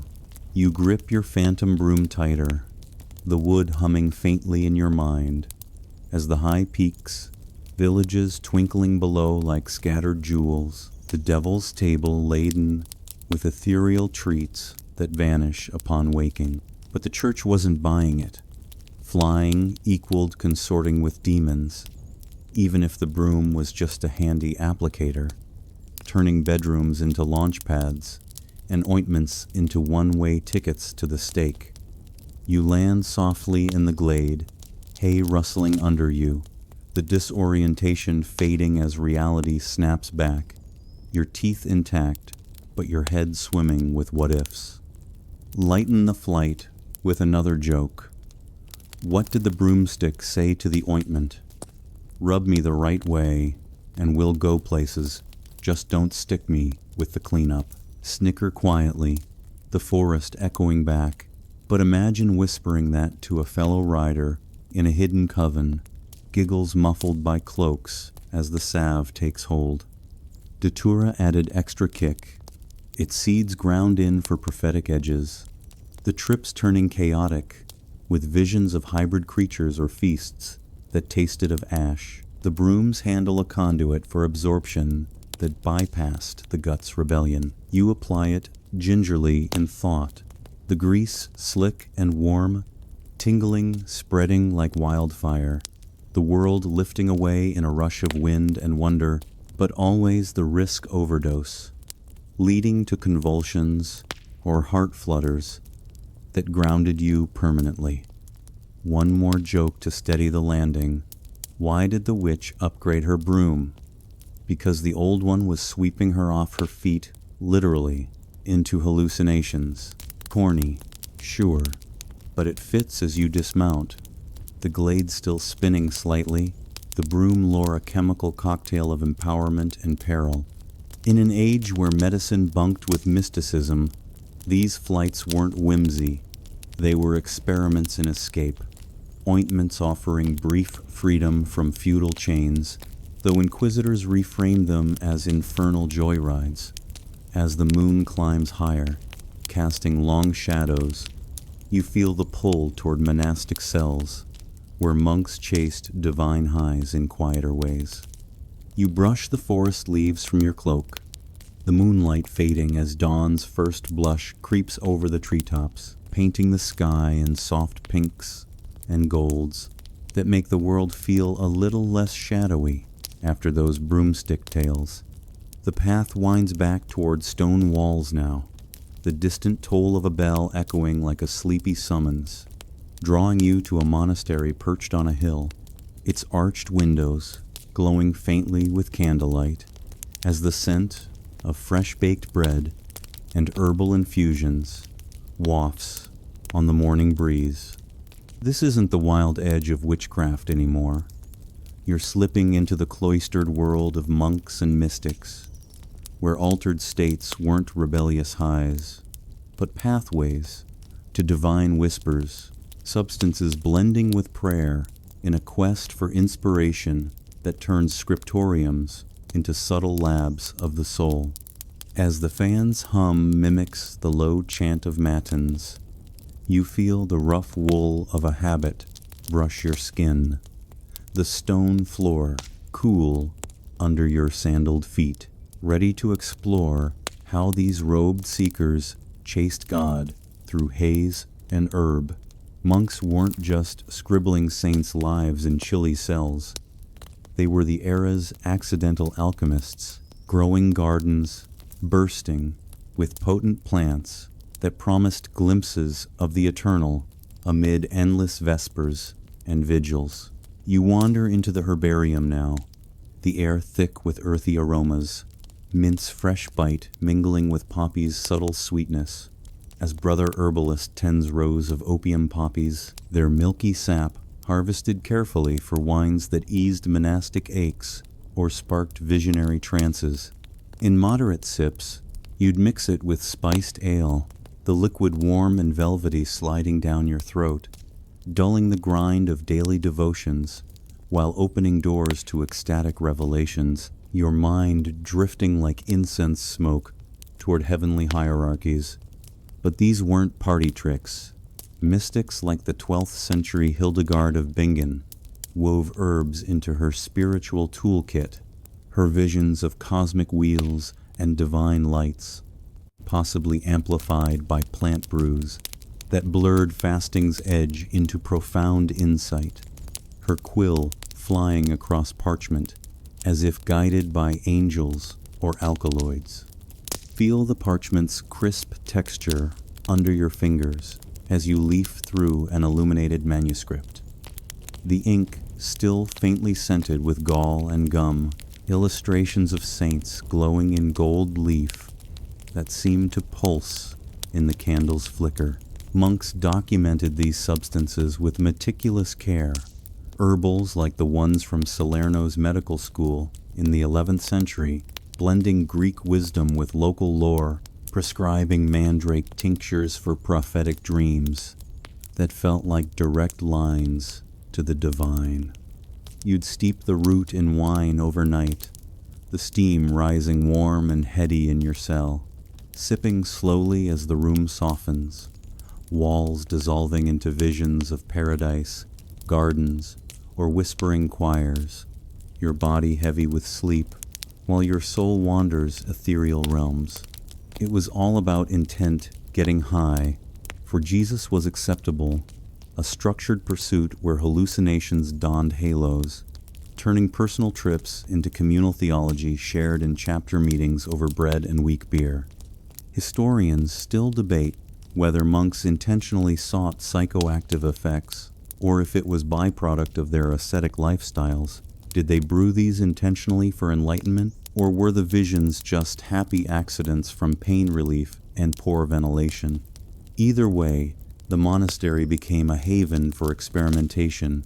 You kneeling in the scriptorium now, quill in hand, the scratch of nib on vellum syncing with your quickening pulse, as a henbane-infused salve soothes your cramped fingers, sparking ideas that flow like divine dictation. Mystics pushed boundaries further. Anchorites walled in tiny cells, using isolation and herbs to court ecstasy, their moans of revelation echoing through stone like muffled symphonies, blending self-denial with subtle boosts that made God feel tangible in every breath. One canonical historical event illuminates this quest: the ecstatic visions of Saint Teresa of Avila in the 16th century. Though her Carmelite reforms echoed medieval mysticism, where during a 1559 trance she described an angel piercing her heart with a flaming spear, waves of divine love crashing over her in what she called spiritual intoxication, possibly enhanced by herbal remedies from the convent's apothecary that eased her chronic illnesses while amplifying raptures. You're there in her sparse cell, the air heavy with beeswax candles and faint poppy incense, her body convulsing in holy agony as the vision unfolds, her writings later inspiring counter-Reformation art but raising eyebrows among inquisitors who sniffed heresy in her unbridled ecstasies. The spear's metaphorical thrust turned personal highs into universal doctrine, her interior castle mapping soul journeys that felt like guided trips through inner landscapes, herbs perhaps lubricating the path without ever being named. An odd detail from monastic life: some mystics incorporated holy spittle into their brews, not for taste, but as a symbolic essence of the self, mixing saliva with herbs under prayer to personalize the potion, like adding a dash of monk DNA to ensure the visions aligned with one's soul rather than stray spirits. You stir your own imaginary cup now, the liquid swirling with a personal touch that makes you smirk. Why did the monk add spit to his herbal tea? Because he wanted a brew that was truly soul-stirring, get it? But imagine confessing that in Vespers, your brother's nodding sagely while suppressing grins, the mixture warming your belly as relaxation spreads, thoughts elevating toward the celestial without the crash of harder highs. You pace the cloister's colonnade, the stone arches framing a starry sky that seems closer in your haze, the bell tolling softly, like a reminder to return from reverie. Mystics like Julian of Norwich, in her 14th century anchorage, used similar aids. Her showings born from illness-induced visions that blended herbal relief with divine dialogue, God assuring her all shall be well in words that echoed through centuries. You'd rub a belladonna salve for her fevers, the cool grease absorbing into skin, blurring pain into prophecy as the cell's walls whisper comforts. Your own application now tingling faintly, making the colonnade sway like a gentle wave. Why did the mystic love poppy wine? Because it made his prayers pop with inspiration corny, but picture sharing, that over communal gruel, chuckles muffled by hoods. These robe seekers weren't rebels. They framed substances as tools for sanctity, incense and infusions, lifting veils between mortal and immortal, their highs haloed in holiness. You sink onto a stone bench, the cold seeping through your habit, as a mild trance settles, thoughts meandering like a river toward enlightenment. The fans breeze, feeling like a monastic sigh. Another joke to keep the veil light? What did the monk say after his herbal vision? That was divine now past the bread. I'm starving for more. Snort softly, the cloister echoing back, as the bell calls you onward. The mystic's pursuits a bridge between earthly escape and eternal quest. As dawn fully breaks, golden light flooding the arches, you sense the societal judgments waiting, where highs hovered between miracle and misdemeanor. You rise from the monastery's stone bench, the dawn's golden light warming your face as the bell's echo fades, leaving a quiet hum that blends with the fan's soft breeze, like a distant chant lingering in the air.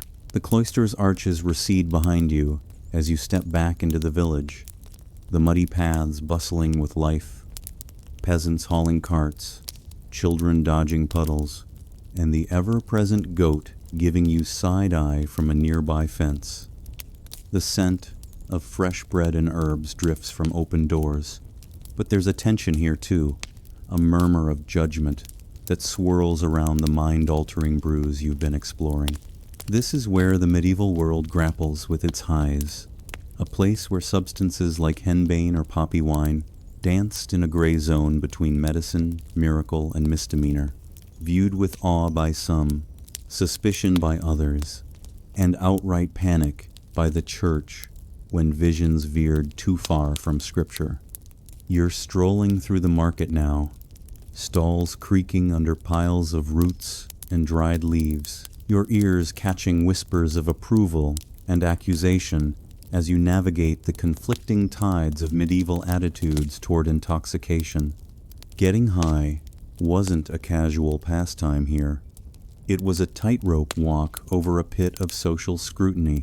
You pause by a healer's stall, the air thick with the musky scent of dried mandrake and lavender, watching a midwife barter for poppy seeds to ease childbirth pains, her hands deftly tucking them into a pouch, while a nearby priest narrows his eyes, muttering about unnatural states. For healers like her, these substances were practical tools to dull agony, calm fevers, or make a tooth extraction less like wrestling a demon. You feel the weight of a vial in your palm, its contents warm from the sun, promising relief for a throbbing headache that's been dogging you since that tavern ale. A sip, and the pain ebbs, your shoulders loosening as the world softens. But if you start reciting psalms backward, or claiming the goat's your new lord, the village gossip mill churns faster than a water wheel, branding you as touched by something unholy. The church held the reins on perception here, and anything altering the mind was a potential hotline to Satan unless it wore a halo. You stand in the village square now, the wooden cross looming as a preacher rails against devil's herbs, his voice booming like thunder while a crowd nods, some more out of fear than faith. Monks and mystics could claim visions as divine, saintly trances were fine, but a peasant like you, buzzing from henbane tea after a rough day in the fields, risked being labeled a heretic if you're high involved, dancing with imaginary wolves. Feel the crowd's eyes on you, judging yet curious, as you sip an imaginary brew of spiced wine and poppy, the warmth spreading through your chest, making the preacher's words blur into a soothing drone like the fan's hum-turned sermon. It was all about context. Sacred highs got a pass, recreational ones got a pyre, and the line was blurrier than a belladonna haze.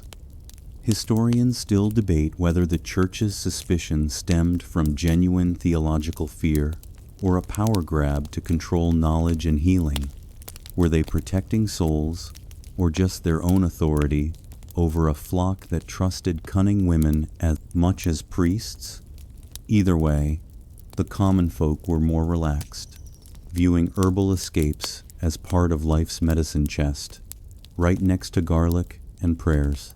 You lean against a market stall, the wood splintery under your elbow, watching a farmer haggle for mandrake to treat his insomnia, not caring if his dreams include prophetic sheep or just a good nap. His wife, meanwhile, slips belladonna, drops into her eyes for a feast, hoping to charm a suitor, her pupils wide and saintly, though the blurry vision makes her trip over a chicken.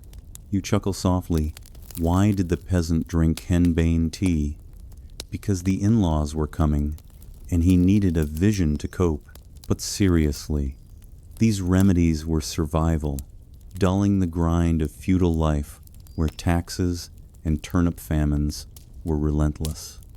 One canonical historical event crystallizes this tension: the trial of the Knights Templar in 1307, where accusations of heresy included claims of using strange potions during secret rituals, possibly laced with hashish or poppy, to induce visions of divine favor or demonic pacts, depending on who was spinning the tale. You're there in a Paris dungeon, the air dank with mold and fear, as Templar knights, chained and gaunt, face inquisitors who demand confessions of idol worship and drugged rites, their accounts muddled by torture, and perhaps the lingering haze of ceremonial brews. The order's wealth and secrecy made them targets, but whispers of mind-altering substances used to commune with God or rally courage fueled the charges, blending truth with paranoia as King Philip IV seized their riches, their pyres lighting the night while you watch, heart heavy, the fans breeze like a ghostly sigh over the ashes. It was a stark reminder. Altered states were fine for saints, but for knights or peasants, they invited suspicion faster than a broomstick's flight. An odd detail from the era: some villages had ale tasters who doubled as vibe checkers, sniffing out not just bad brews but suspicious behaviors linked to herbal highs, reporting anyone acting too visionary after a tankard, their notes scribbled in ledgers that could land you in a confessional or worse. You sip from an imaginary mug now, the ale laced with a hint of poppy for melancholy, the taste earthy and sweet, loosening your tongue as you gossip about the weather, only to catch the taster's eye. Is he judging your brew or your buzz? You laugh it off with another joke. What did the ale taster say to the high peasant? Your beer's fine, but your visions are brewing trouble. Snicker quietly, but the risk was real. One wrong word about talking turnips, and you're explaining yourself to a priest with a grudge. Picture yourself at a harvest festival, the air alive with fiddles and laughter, as you share a jug of mead spiked with herbs, the honeyed warmth making the bonfire's flames dance like spirits, your neighbors unbothered by the buzz, as long as it's medicinal or celebratory. It wasn't rebellion, it was coping, a way to forget the Lord's taxes or the neighbor's judgmental goat. You sway to the music, feet clumsy but free, the high softening life's edges until dawn's reality crashes in. One more joke to keep it light. Why did the medieval villager love poppy wine? Because it made his problems pop away until the hangover. Corny, but it fits as you weave through the crowd. The market's bustle fading, the vial in your pocket, a reminder that every high came with eyes watching. Intent mattered most. Who you were, what you used, and who snitched decided if your trip was a miracle or a mugshot. As the market stalls shudder for the night, the sky deepening to indigo, you feel the weight of those judgments, pulling you toward the lasting echoes of these altered states in the medieval world. You drift away from the market's fading clamor, the village settling into twilight's hush as lanterns flicker to life, casting golden pools on the muddy paths where the scent of herbs and ale still lingers like a stubborn guest.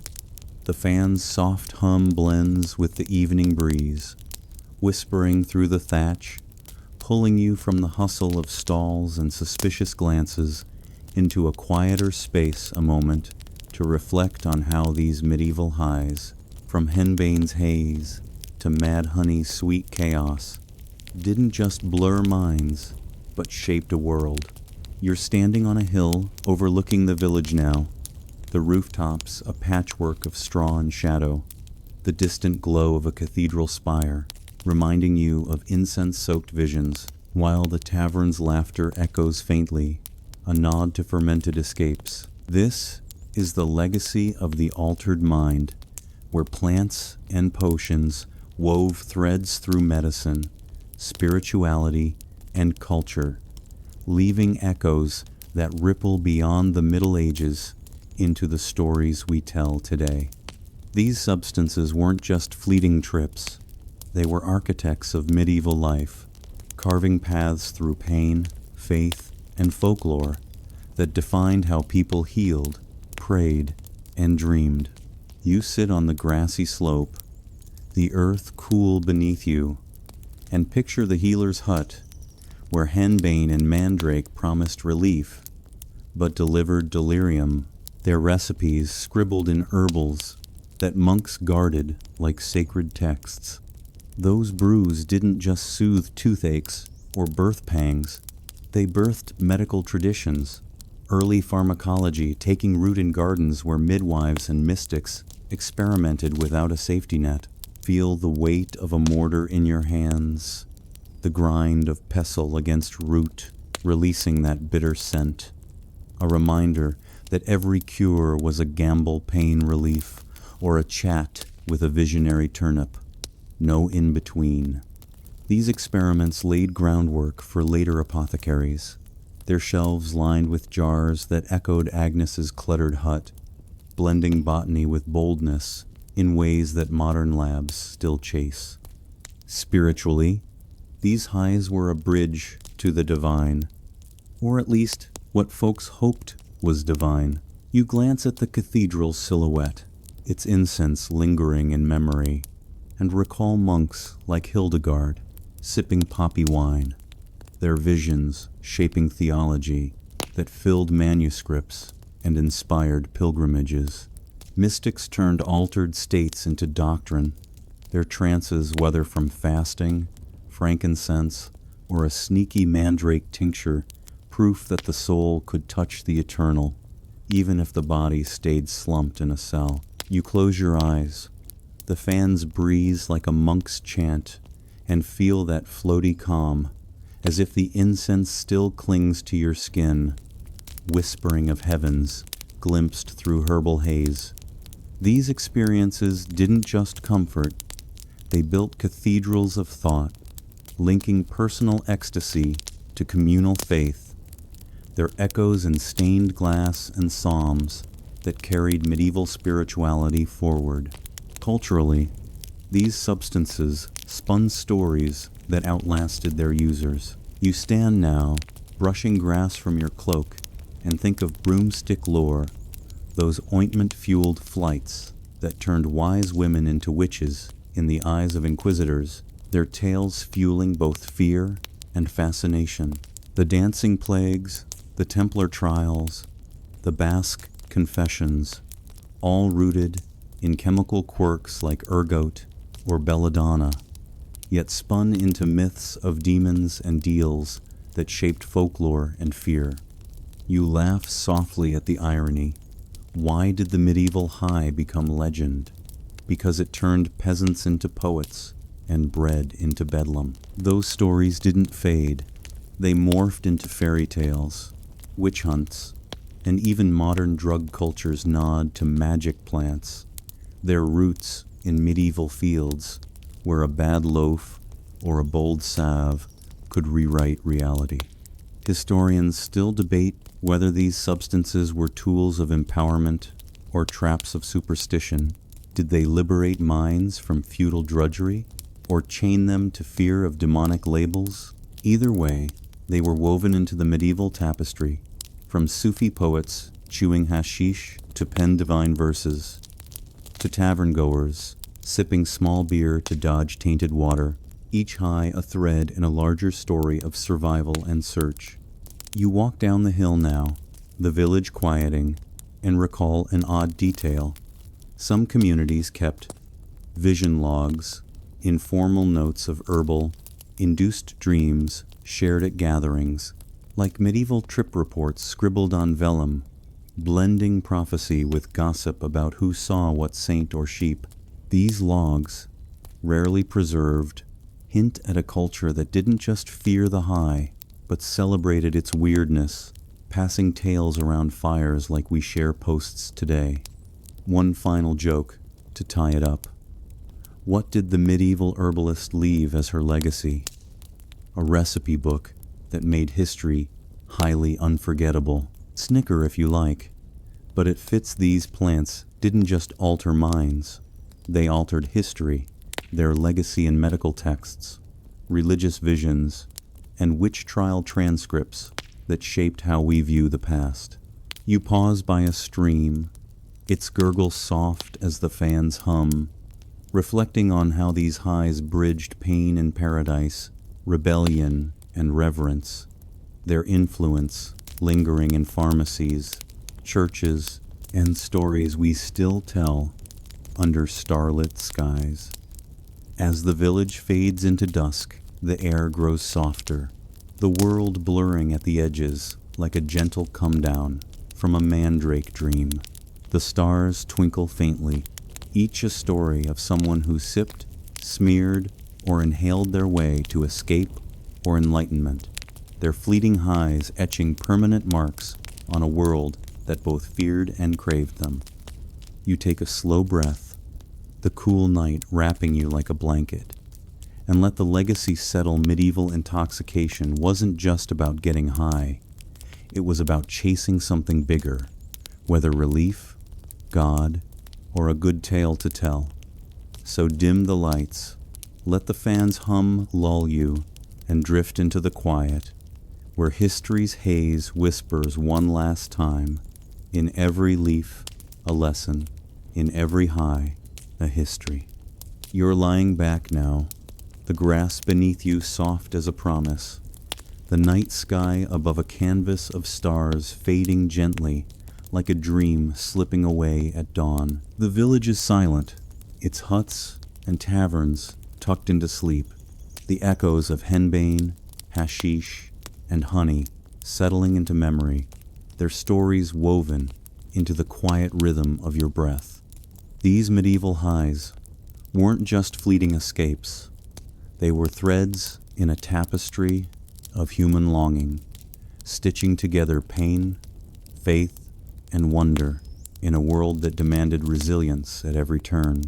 From the healer's garden to the mystic's cell, each plant, each potion carried a whisper of hope, a chance to ease suffering, touch the divine, or simply forget the weight of a plow for a night.